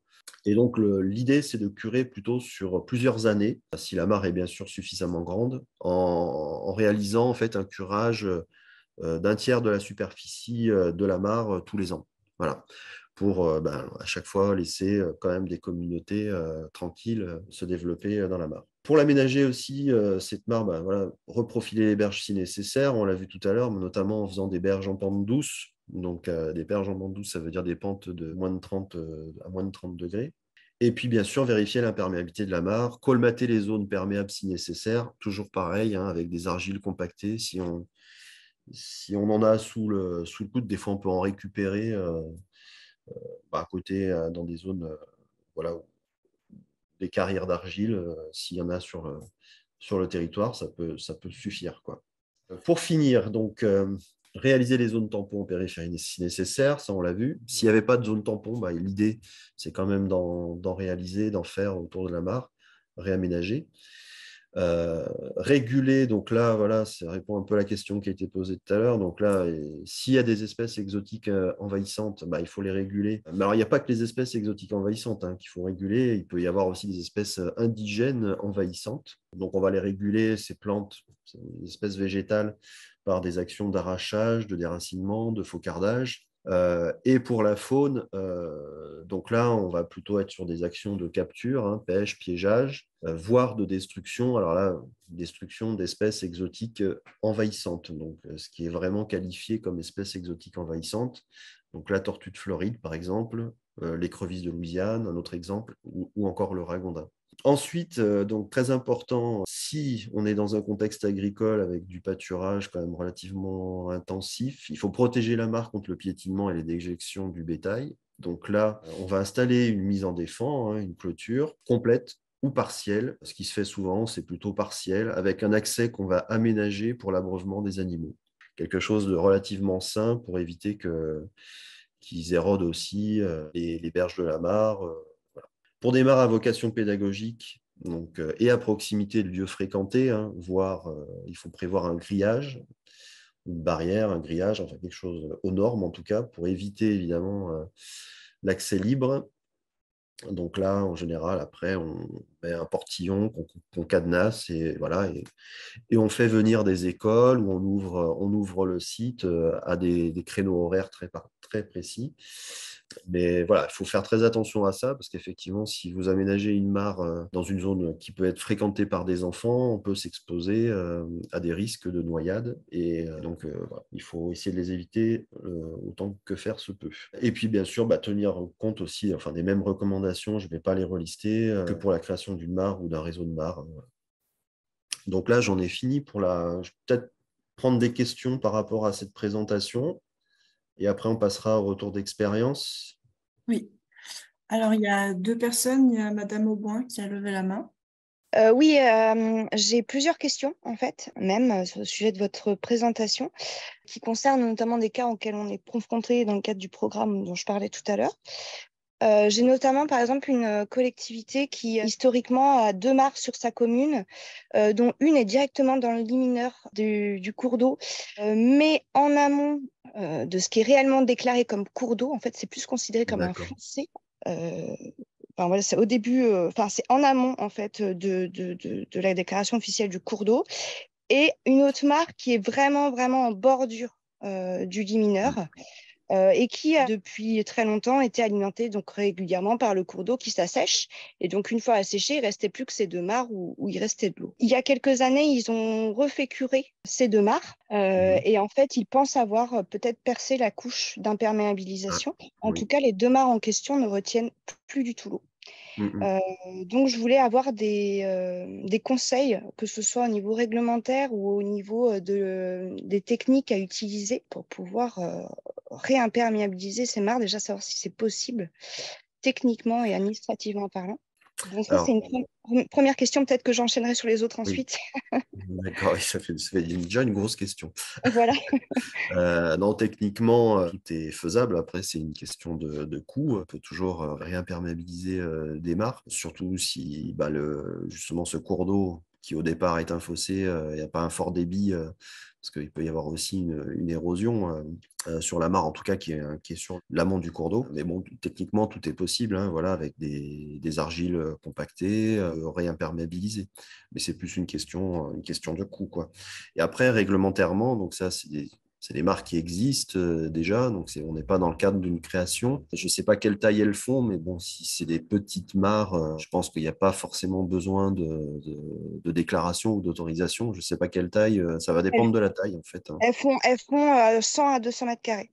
Ouais, donc a priori, la mairie, celle qui est propriétaire et celle qui fait les travaux, donc l'autorisation du maire, vous l'avez, et vous êtes en dessous des seuils réglementaires, quoi. Donc normalement, au niveau de la réglementation, il ne devrait pas y avoir beaucoup de démarches à faire. Mais bon, ça vaut toujours le coup quand même de se renseigner auprès de la DDTM. Par acquis de conscience, moi je conseille de toujours le faire, quoi, dans tous les cas de figure, demander, mais a priori, je ne vois pas quelles contraintes réglementaires vous pourriez avoir. Ce sont des mares existantes, la commune a donné son autorisation pour les entretenir, les curer, etc. Donc, bon, les réimperméabiliser, ça ne devrait pas être un problème au niveau réglementaire, quoi. Et après, au niveau technique, c'est plus une question de coût. Et donc là, effectivement, ça fait déjà quand même des mares assez grandes, malgré tout, 100 ou 200 mètres carrés. Donc, et sachant que la commune avait déjà pris l'initiative en fait d'aller chercher de l'argile, ils avaient pu récupérer de l'argile et ils avaient essayé de réimperméabiliser, mais visiblement ça n'avait pas marché. Alors après ils m'ont dit que l'argile n'était pas forcément de super qualité, etc. Ouais, donc... tout à fait. Alors ça c'est très compliqué hein, au niveau technique de trouver des très bonnes argiles. Donc, ce qui est vraiment efficace, c'est les argiles gonflantes, là, la bentonite. Il faut bien vérifier qu'elles soient bien gonflantes, parce que moi, je me suis fait avoir dans un cas. Parce qu'effectivement, il faut en mettre quand même une bonne quantité. Alors, je n'ai plus les quantités en tête, mais il faut quand même en mettre une bonne quantité aussi pour réimperméabiliser le substrat, quoi. Donc après, c'est plus une question de coût. Et alors, c'est vrai qu'ici, on n'a pas beaucoup de fournisseurs. C'est un peu le problème, quoi. Il faut aller la chercher assez loin, l'argile. Est-ce que vous avez... En Poitou-Charentes, je pense que vous devez avoir des fournisseurs. Nous, ici, c'est très compliqué. On est obligé d'aller se fournir en Dordogne. Eh ben, justement, en fait, c'est qu'on m'a parlé de la bentonite, que les fournisseurs, c'était même à l'étranger, voire à l'autre bout du monde, quoi. Ouais, c'est très compliqué. Ouais. Et puis bon, là, nous, on s'est fourni justement auprès d'un fournisseur français, mais sauf que c'était pas vraiment des argiles gonflantes, quoi. Et donc, du coup, le résultat escompté n'a pas été à la hauteur de ce qu'on espérait non plus. D'accord. Voilà, et après, bon, il y a la solution de dernier recours, c'est les bâches, quoi. Ouais, mais là, les bâches, dans le cas d'un limineur et d'un limageur, je trouvais que Ouais. c'était pas terrible, quoi. Non, c'est pas terrible. Donc, faut fouiller au niveau des argiles compactées. Faut essayer de trouver cette solution-là. Mais ce que je peux vous proposer, en tout cas, c'est que vous mettiez directement peut-être en contact tous les deux Oui. pour Alors vous. après, j'ai d'autres questions qui peuvent intéresser, Oui. qui sont au-delà de cas particuliers. Nous, on cherche des retours d'expérience de différents types, notamment justement sur les différents types d'imperméabilisation, que ce soit bâche, argile. Parce que les bâches, nous, on a eu des difficultés aussi sur certainement. Maintenant, on a trouvé des solutions, hein, mais on dit souvent qu'il faut recouvrir la bâche de sable ou de terre fine. Dans les faits, d'accord, mais en fait, dans la pratique, très souvent, dès qu'il y a des niveaux d'eau importants, ou des grosses pluies, en fait, toute la matière a tendance à couler dans le fond de la mare. Oui. Ouais, Donc, nous, on a trouvé des systèmes de géotextiles, enfin pas des géotextiles, mais des filets anti-érosion qu'on utilise Ah oui, par-dessus la bâche pour retenir la matière. Donc ça marche plutôt pas mal. Donc ça, c'est pour la bâche, mais on cherche aussi des retours d'expérience sur les différents types d'argile, effectivement. Donc, il voulait savoir si vous avez ce genre de recueil. Et dans le genre de recueil qu'on recherche, c'est des retours d'expérience aussi sur l'implantation de l'écrevisse sur des mares bâchées. Parce que l'écrevisse de Louisiane, notamment, qui pose de gros problèmes sur les mares, a la nécessité, théoriquement, de construire des galeries, que ce soit pour l'élevage de ses larves ou que ce soit pour refuge en cas de grosse chaleur, sécheresse ou pour Oui, l'hibernation. d'ailleurs, ça mine les berges. Hein. C'est Oui, vraiment c'est ça. Et problématique. donc, Ouais. on s'est posé la question dans ce cas-là, normalement, les bâches, elles ne peuvent pas être percées par l'écrevisse. Et donc, on nous cherche des retours d'expérience sur les mares bâchées. Est-ce qu'on a des réelles implantations de l'écrevisse ou non? Voilà. Alors ça, je ne saurais pas vous dire. Là. Je me retourne vers mon collègue, mais je ne crois pas qu'on ait de retour d'expérience, nous, ici, sur les écrevisses par rapport aux bâches. Non. Alors, après, sur les argiles, je pense qu'on va avoir à peu près la même expérience que vous. Hein. Le problème, c'est de fournir, hein, donc c'est de trouver le fournisseur. Mais après, bon, voilà, ce qui est sûr, c'est qu'il faut des argiles qui gonflent au contact de l'eau, faire vraiment une couche imperméable au fond de la mare. Et donc ça, c'est pas facile à trouver, quoi. C'est vraiment pas facile à trouver. Ouais, ok. Voilà. Alors, mes deux dernières questions. Vous parliez d'une étude piézométrique avant la réalisation d'une mare. Donc, moi, je suis bien d'accord. Mais en fait, se pose la question du coût. Quel coût représente une étude piézométrique sur 1 an? Voilà. Alors, tout dépend. Si c'est un piézomètre qu'on va relever manuellement à l'échelle d'une commune, quelqu'un peut le faire. Après, on va pas faire des relevés tous les 10 jours. Hein. Bon, voilà, en théorie, c'est ce qu'il faudrait faire, c'est faire des relevés décadaires. Mais bon, on peut faire un relevé tous les mois. Déjà, c'est déjà pas mal. Ouais. Ça peut être pris en charge par quelqu'un qui va le faire bénévolement à l'échelle d'une commune. Hein. Je pense que c'est pas très compliqué. Voilà. Et après, le piézomètre en lui-même, le coût le plus important, c'est la fabrication, qui n'est pas très élevée. Hein. On est, je sais pas, moins de 100 € le piézomètre. Ça dépend du substrat. Après, ça dépend du substrat, oui, c'est vrai. Le plus embêtant, ça va être effectivement le type de sol dans lequel on va mettre le piézomètre, quelle profondeur on va le mettre, et voilà, et par quels moyens on va le mettre. Nous, on utilise des baramines, mais des fois, c'est pas suffisant dans des sols très, très durs. Donc là, effectivement, ça peut représenter un coût plus important si on fait appel à des engins mécaniques pour faire le trou pour le piézomètre, quoi. Effectivement, ça peut avoir un coût un peu plus important. Mais en règle générale, quand même, c'est pas un énorme coût.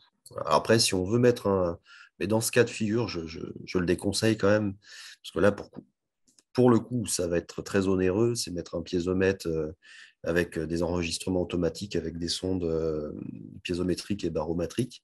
Bon, ça, on est plutôt sur des coûts à 1 500, 2 000 € TTC avec ces instruments-là. Mais bon, je pense que vraiment, un relevé piézométrique comme ça, fait manuellement une fois par mois, ça suffit largement dans le cadre de la création d'une mare. Pas besoin d'aller beaucoup plus loin, quoi. Ok. Et enfin, ma dernière question, je suis désolée. On parle de maximiser l'ensoleillement et notamment d'avoir un ensoleillement supérieur à 70%. Et moi, je me suis vraiment posé la question, notamment par rapport à l'été dernier avec les grosses chaleurs qu'il y a pu y avoir et qui seront sûrement amenées à réitérer. Oui. Et donc qui emmènent des problématiques de réchauffement extrême de l'eau et donc de développement notamment de cyanobactéries.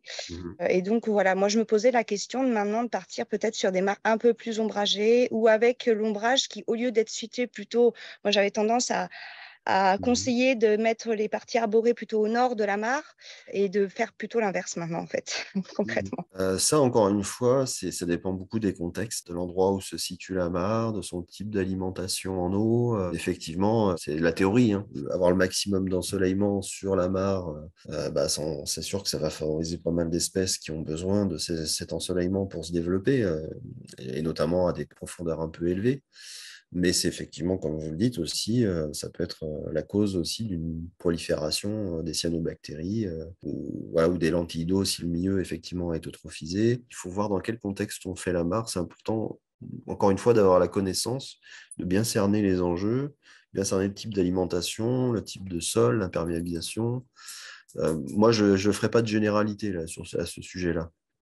Ok. D'ailleurs, comme on l'a vu sur une des dernières diapos, ce qui est important, c'est en fait d'avoir une grande diversité de mares, hein. Oui.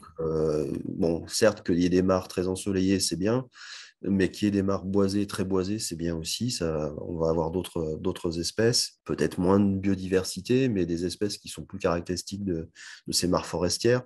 Donc, c'est un ensemble de choses. Il faut vraiment, c'est pour ça qu'il faut faut dézoomer, il faut prendre un peu de recul, faut regarder déjà à l'échelle du territoire ce qui existe et ce qu'il est nécessaire de recréer, quoi, en fait, en cas de création d'une mare. Par exemple, si, je ne sais pas, s'il y a déjà beaucoup de mares qui sont très ensoleillées, on peut peut-être plutôt envisager de créer des mares forestières, hein. Voilà, c'est vraiment important d'avoir cette connaissance déjà des enjeux et puis de dézoomer, de prendre ce recul qui est nécessaire pour savoir qu'est-ce qu'on va faire pour créer ou aménager une mare, quoi. Quel type de mare on veut, quoi. Voilà. Les mares temporaires aussi sont des mares très intéressantes aussi, hein. Oui, nous, c'est Voilà. ce qu'on prône Donc, également. si elles s'assèchent l'été, bon, des fois, c'est pas si grave que ça.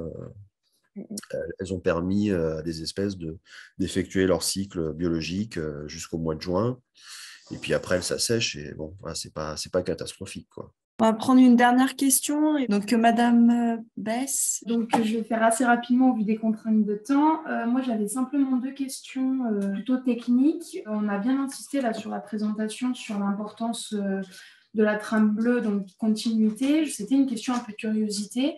Pourquoi on n'a pas le droit de mettre en place donc, des mares à proximité des cours d'eau, c'est-à-dire 35 mètres et 10 mètres, si mes souvenirs sont bons, sachant que ça pourrait être intéressant potentiellement pour recréer une annexe hydraulique et pour favoriser aussi cette trame bleue.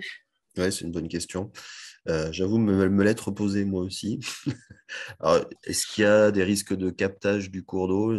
Moi, c'est la seule réponse. Oui, c'est ça, parce que je me dis ça peut peut-être augmenter les forces érosives, mais j'avais pas de... Voilà, mais à part ça, je ne vois pas pour quelle raison, effectivement. Ok, après je pourrais me rapprocher peut-être de la DDTM pour cette question-là. Et la seconde question, donc c'était concernant l'indication que vous avez donnée sur l'exportation de la terre, donc du déblai. Est-ce que donc c'est obligatoire de ce que j'ai compris, mais est-ce que ça ne changerait pas la nature un peu du sol où on exporte?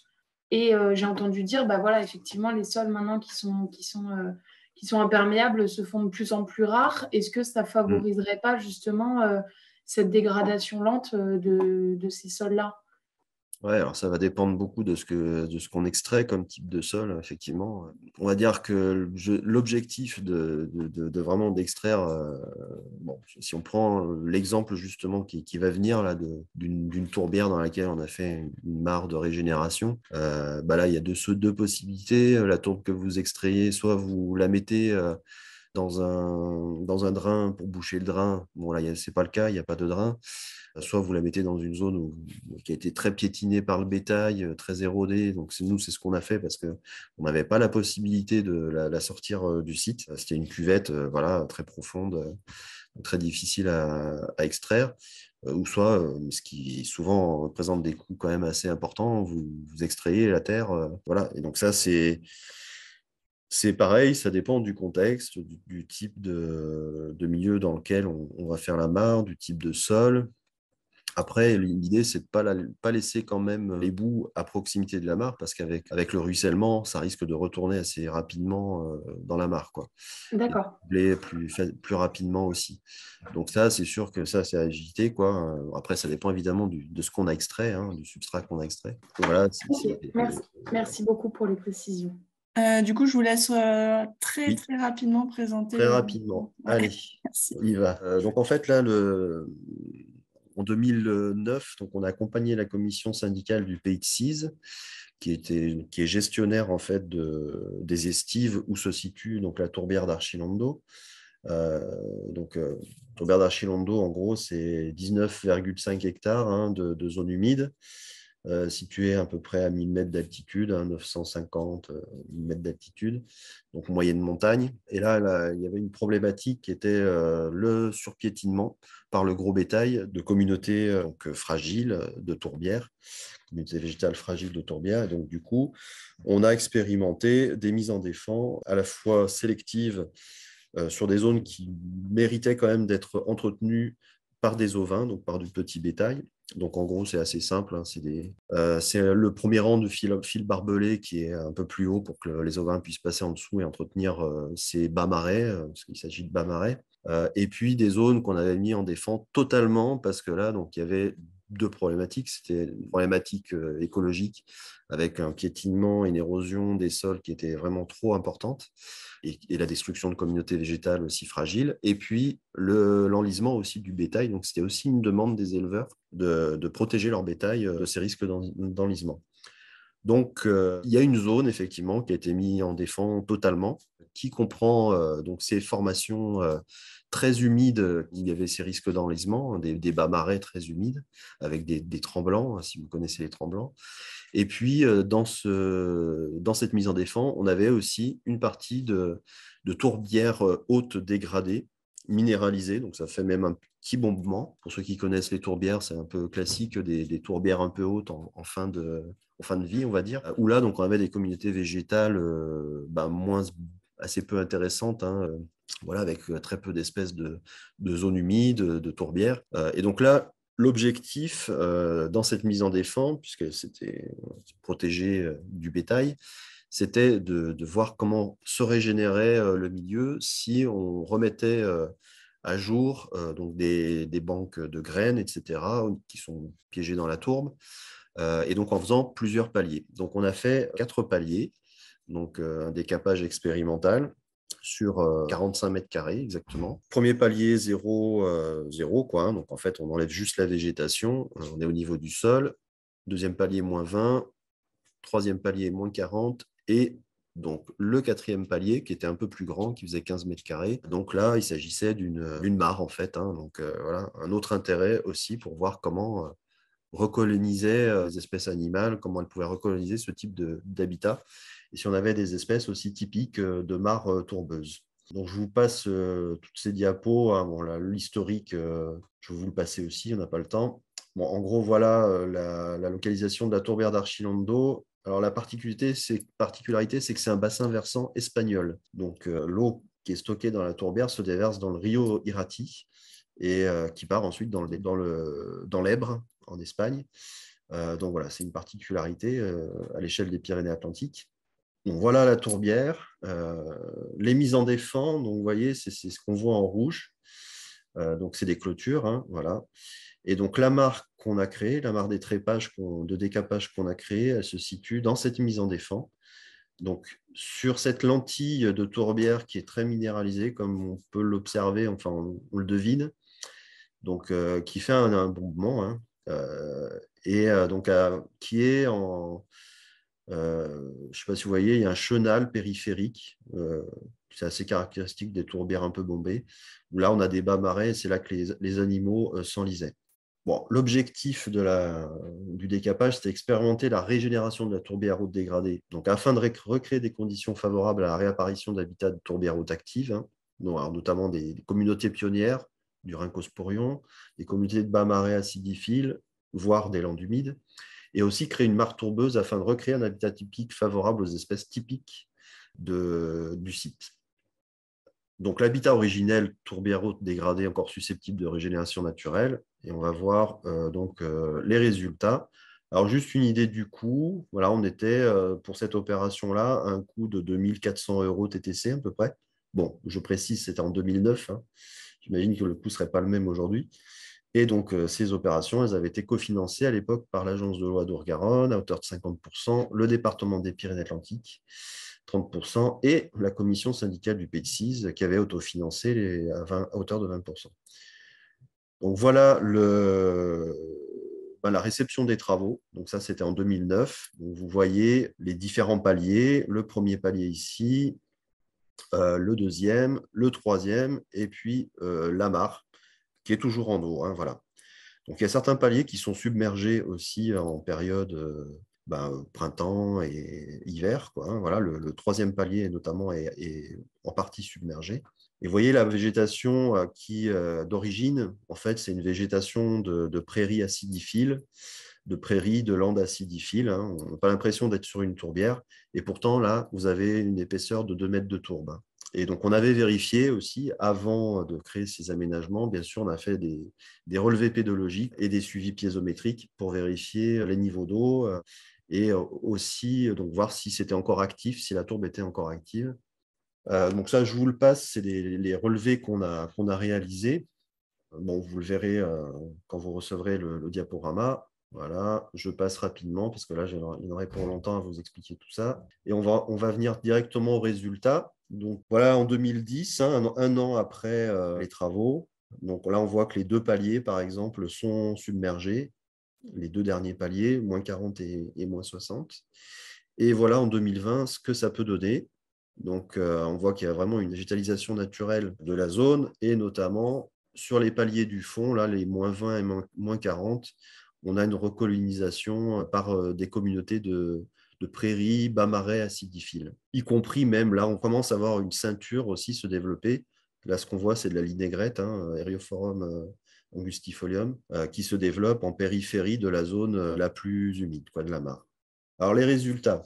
Donc, il y a une colonisation de la mare par 8 espèces d'odonates, dont certaines vraiment typiques, hein, comme l'Est dryade ou la grillon mignon, qui sont des espèces assez caractéristiques de ce genre de milieu. Une colonisation très rapide aussi dès 2010 de la mare par 3 espèces d'amphibiens. Alors, vous me direz, ce n'est pas énorme, mais bon, c'est déjà pas mal sur ce type de mare qui se reproduisent de façon certaine, la grenouille rousse, le crapaud épineux et le triton palmé. L'apparition, la réapparition d'espèces végétales et mousses liées aux habitats de tourbières hautes actives, donc la drosera à feuilles rondes, la linaigrette à feuilles étroites, la bruyère à 4 angles, la molinie, les sphègnes, voilà, certains types de sphègnes. Et donc tout ça a permis de montrer qu'il y avait, donc, comme on l'avait imaginé, un potentiel de régénération de la tourbière haute dégradée, notamment au niveau moins 20 et moins 40, avec la colonisation de ces paliers donc, par des plantes pionnières, hein, comme la drosera, etc., mais aussi la réapparition d'un habitat d'intérêt communautaire, les prairies bas-marais acidiphiles, et puis le recouvrement progressif de la mare, donc palier moins 60, par un tapis dense de sphènes aussi, et puis par, je ne l'ai pas mis, mais par cette ceinture aussi d'Eriophorum, qui offre aussi un habitat à de nombreux macro-invertébrés et aux espèces d'amphibiens. Voilà, ça sert vraiment de refuge. Alors, il y a quand même quelques interrogations ou des choses qui n'ont pas marché comme on pouvait l'imaginer. Bon, le niveau 0, bon, ça on s'en doutait un petit peu, mais il a été rapidement recolonisé par une végétation de tourbière haute dégradée. Hein. Ça n'a pas changé grand-chose. Donc, le niveau d'humidité de la tourbe n'était certainement pas suffisant. On est quand même en surface des horizons minéralisés et asséchés. Le temps de réponse, quand même, a été assez long. C'est-à-dire que pendant plusieurs années après les travaux, il n'y a eu aucune évolution significative. Et donc, les premiers résultats ont apparu seulement à partir de 2018. Donc, soit 9 ans quand même après les travaux. Moi, pour vous dire, je commençais un peu à désespérer, à me dire que ce qu'on avait fait ne servait à rien. Mais voilà, dans un milieu de ce type-là, dans une tourbière ou même dans d'autres milieux, il faut être parfois très patient pour obtenir des résultats. Le mot de la fin, du coup. Oui. Bon, voilà, certaines espèces protégées aussi qui n'ont pas colonisé la zone alors qu'elles sont assez proches, à moins de 15 ou 20 mètres, comme la narcisse des marais. Et puis, surtout, l'enseignement, c'est que malgré ces résultats positifs, on voit mal comment étendre l'action à des surfaces plus importantes, car ça représenterait un coût vraiment très élevé. Une intervention qui, là, dans le contexte, se fait obligatoirement manuellement, avec un export de tourbe aussi hors du site qui est compliqué et coûteux. Des autorisations, parce que le site, quand on l'a fait, il n'y avait pas forcément besoin de beaucoup d'autorisations, parce qu'on n'était pas en site Natura 2000, maintenant on l'est depuis 2014, donc peut-être une incidence, etc. Bon. Voilà. Et puis, quand même, finir là-dessus, c'est qu'en 2021, il y a eu aussi un écobuage accidentel de la tourbière dans ce secteur-là. Et puis, en 2022, les mises en défense, elles ne sont plus opérationnelles, elles ne fonctionnent plus. Donc là, l'idée, c'est de refaire les clôtures, d'installer de nouveaux abreuvoirs gravitaires, d'étendre les mises en défense aussi à une majeure partie de la tourbière, parce qu'on s'est rendu compte que ça fonctionnait bien. Donc ça, c'est la commission syndicale du PX6 qui va porter ce projet, poursuivre les suivis, notamment le suivi de décapage expérimental de la mare. Voilà. Donc, oui. du coup, c'est M. Malraison et M. Jutel, c'est ça? C'est ça. Ils vont nous présenter un retour d'expérience de la communauté d'agglomération de Pau-Pyrénées. Oui, pardon, Cédric Malraison, je ne sais pas si vous m'entendez. Moi, malheureusement, j'ai un impératif après une autre réunion qui va commencer dans pas trop longtemps, donc je ne vais pas pouvoir rester. Merci. Donc, je vous propose que on reste disponible. Enfin, je resterai disponible s'il y a des questions par la suite pour répondre. Voilà. Mais là, ça ne va pas être possible pour rester plus longtemps. Bonjour, donc Vincent Jutel, je fais partie aussi de la cellule d'assistance technique pour les zones humides des Pyrénées-Atlantiques. Je vais vous présenter succinctement, donc je vais aller un peu plus vite que prévu sur deux sites qui font partie du territoire de la communauté d'agglomération Pau-Béarn-Pyrénées. Donc le site de Barreis qui est sur la commune d'Artigloutan.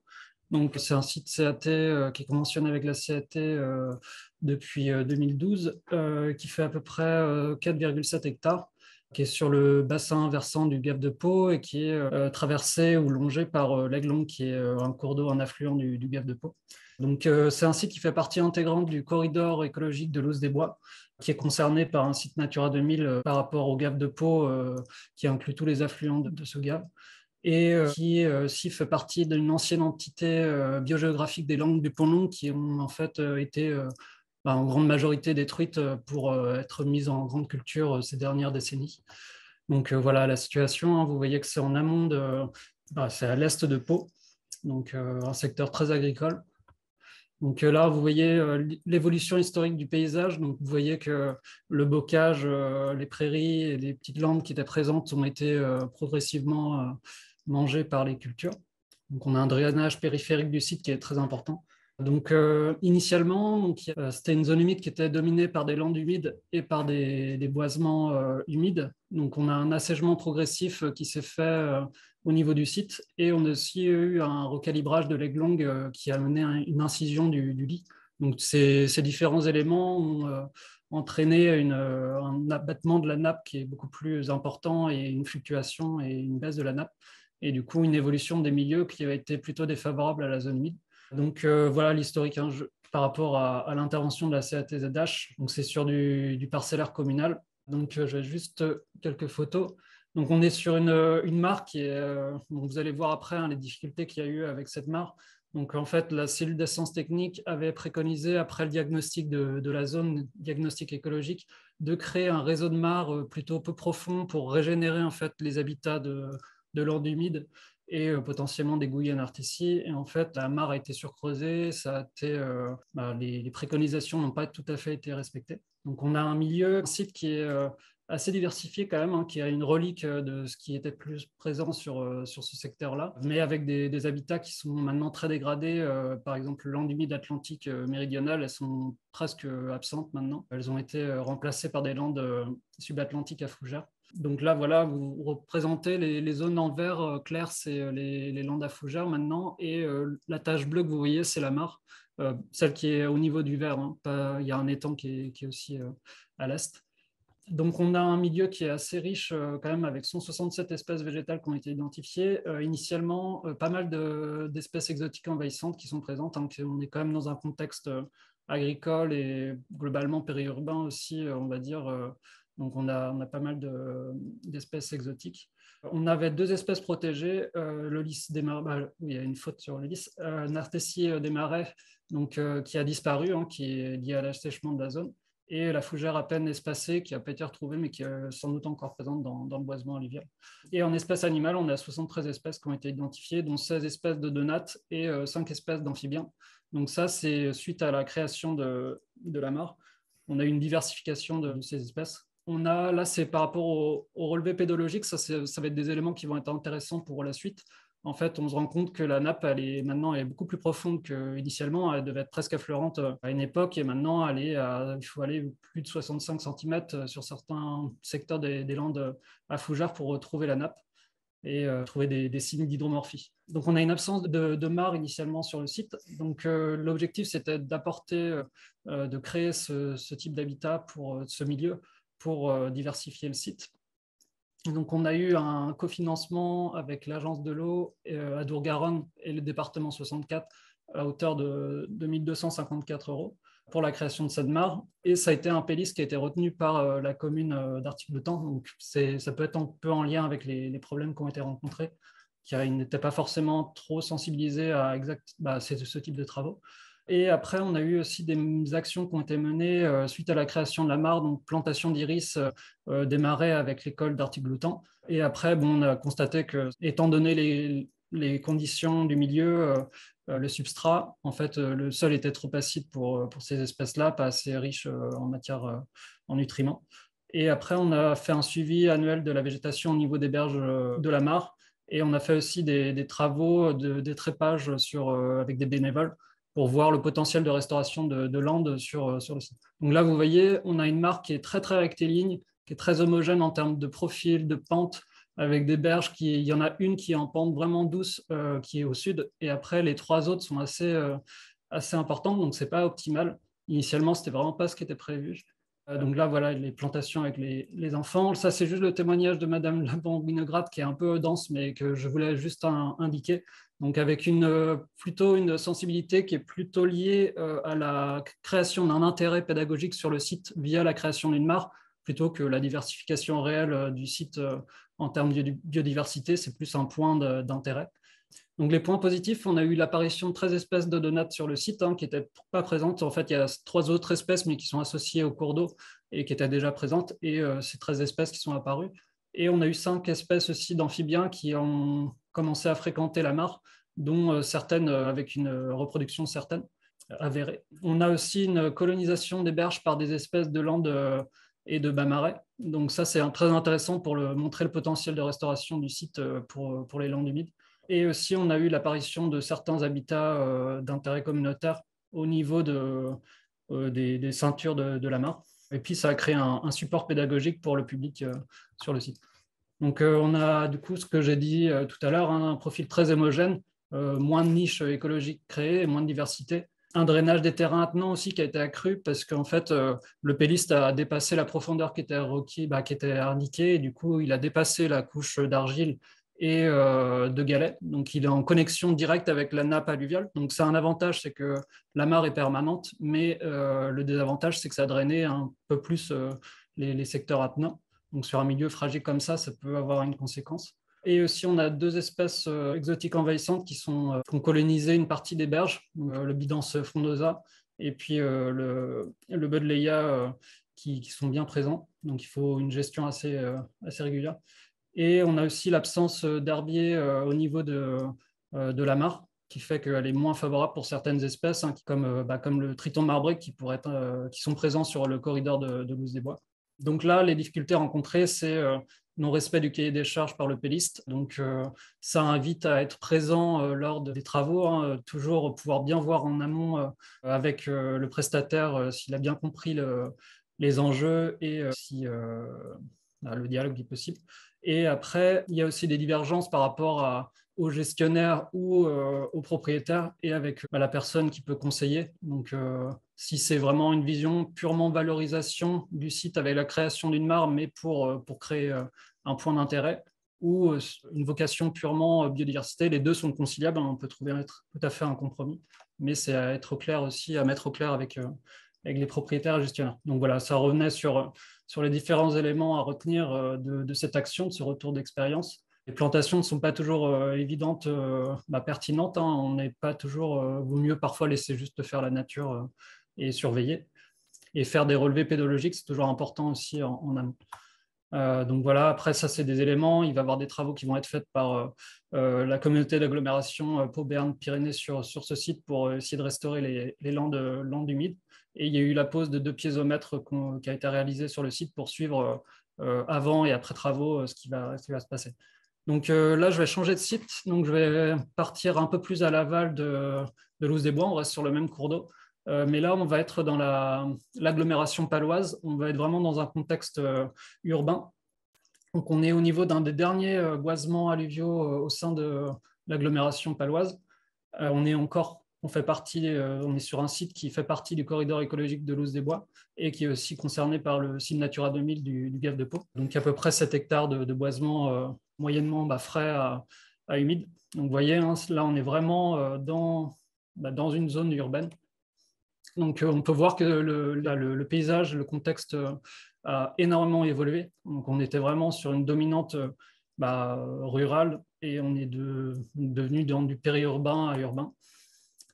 Il y a une absence de gestion sur le boisement, avec quelques actions ponctuelles pour lutter contre les espèces exotiques envahissantes. Et on a eu des travaux de renaturation de Loos-des-Bois entre 2019 et 2020 pour remettre Loos-des-Bois qui avait été recalibré sur ce secteur-là dans son talweg d'origine pour rediversifier le cours d'eau et puis dans le cadre des préventions d'inondations et puis de gestion des milieux aquatiques. Donc, il y a eu un inventaire du site en 2005 et après, il y a eu une expertise qui a été faite en 2016-2018 pour mettre en place un plan de gestion. C'est plus du conseil, mais de l'assistant technique en tout cas. Et il y a eu une convention avec la CAT ZH en 2019. Donc voilà, le site, ça c'était une démarche qui existait au niveau du talweg d'origine, donc avant les travaux. Donc il y a eu une compensation, en fait, la volonté de recréer des mares sur le site, c'est en lien aussi avec la destruction qu'il y a pu avoir liée aux travaux. Donc vous voyez, là c'est le nouveau lit de Loos-des-Bois, donc qui a été retravaillé pour reméandrer, pouvoir avoir des berges beaucoup moins abruptes, beaucoup plus naturelles, et avoir une capacité d'inondation accrue lors des crues sur le boisement. Donc là, c'est ce qu'avait intégré Cédric Malraison par rapport aux travaux de renaturation de Loos-des-Bois. Donc voilà, là on voit sur le bassin versant où ça se situe et les différents cours d'eau. Je n'ai pas pris connaissance de sa présentation avant. Je ne sais pas si ça vaut la peine que Non, on mettra la présentation en diffusion sur notre page internet. D'accord. Donc, vous voyez le lit quand même en bleu, là, qui est en bleu foncé par rapport... donc ça, c'est le lit renaturé. Et puis, en bleu un peu plus clair que vous voyez au nord-est, là, c'était l'ancien lit. Donc, il y a un gain en termes de longueur et puis de méandrage pour le cours d'eau. Donc, voilà quelques photos du chantier. Et puis là. Donc, en termes d'habitat naturel, on est sur un milieu assez peu diversifié parce qu'on est sur des boisements, hein, et du coup, on a à peu près 5 habitats naturels sur le site. En flore, on est sur un milieu qui est... Bon, c'est une expertise qui a été élargie. Il y a un X, bon, je n'ai pas calculé. 244 espèces végétales sur l'ensemble du site et des parcelles attenantes. Avec une forte présence d'espèces exotiques envahissantes, hein, en contexte urbain, c'est pas étonnant. Et on a 103 espèces animales qui ont été identifiées, dont 10 espèces de dodates et 3 espèces d'amphibiens, donc, dont le crapaud calamite qui a été observé sur le site en 2016.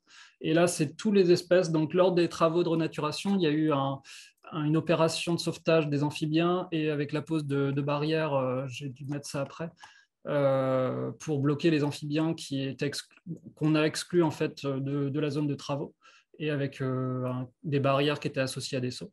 Et du coup, il y a eu un inventaire qui a été fait sur les espèces qui pouvaient être, qui ont été captées et aussi des espèces potentielles qui sont présentes à l'aval ou en amont du cours d'eau. Donc voilà, donc ce que je vous ai dit, hein, ça reprend globalement les choses. Et la question qui s'est posée, en fait, c'est lors du chantier, il y avait la question de, au début, on a pu relâcher les individus captés dans les mares, donc liés au sauvetage, dans les fossés qui étaient en eau en périphérie du site, sur le site même.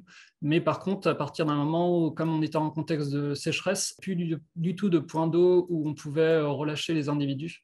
Et du coup, il a fallu créer une mare en urgence. Et du coup, il a été décidé d'en créer une au niveau d'un bras secondaire qui était qui était plus en eau du tout, hein, qui était plus en contact avant la création du lit renaturé. Et du coup, ça a été juste la première mare qui a été créée sur le site. Et il y a une deuxième mare qui a été créée en fin de travaux, donc au niveau d'une berge où on constatait que l'eau s'accumulait pendant tous les travaux, donc avec une compaction des argiles. Et du coup, avec des pentes douces, 80 cm de profondeur. Donc ça, c'est le péliste qui était lié aux travaux, à la recréation du lit qui a entrepris les travaux. Et après, il y a une troisième mare qui a été créée en rive gauche de l'Ouse des Bois avec des bénévoles. Donc là, vous allez voir, donc ça, c'était les barrières amphibiens qui avaient été placées pendant le chantier.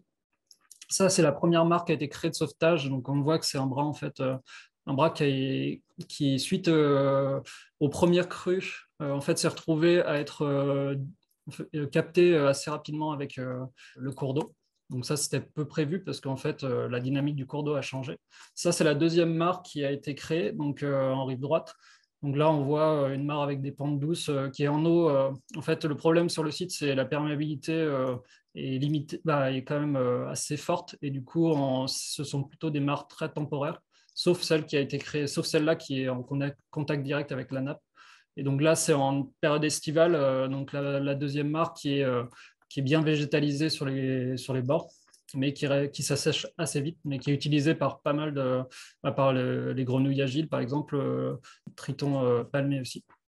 Donc là, c'est la troisième mare qui a été créée sur le site et qui est très profonde, mais qui est beaucoup plus en retrait par rapport au cours d'eau, notamment pour éviter le passage d'une nappe d'eau lors des crues, mais du coup qui est très décalé et du coup qui est vraiment très, très temporaire. Donc il y a des questions qui se posent sur l'amélioration de l'imperméabilisation de cette mare, du fond de cette mare.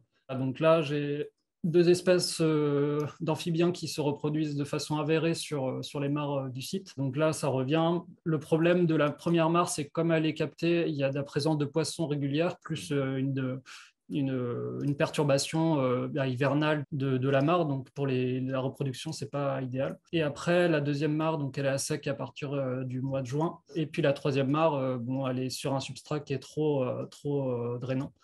Difficultés rencontrées, donc bien identifier les points d'implantation sur le site parce qu'on est en zone inondable, on est sur une zone où dès qu'on est hors zone inondable, on est sur des sols trop drainants. Donc trouver le bon endroit, c'est pas très évident. Et on est dans un contexte pédologique drainant, comme je l'ai dit. Solution envisagée. Donc là, c'est vraiment utiliser potentiellement des argiles pour étanchifier les mares existantes qui sont trop temporaires. Et autrement, en venir à une membrane EPDM pour les mares, soit ces mares-là, c'est soit l'un, soit l'autre, mais il y a toujours la réticence à utiliser des matières plastiques en contexte naturel.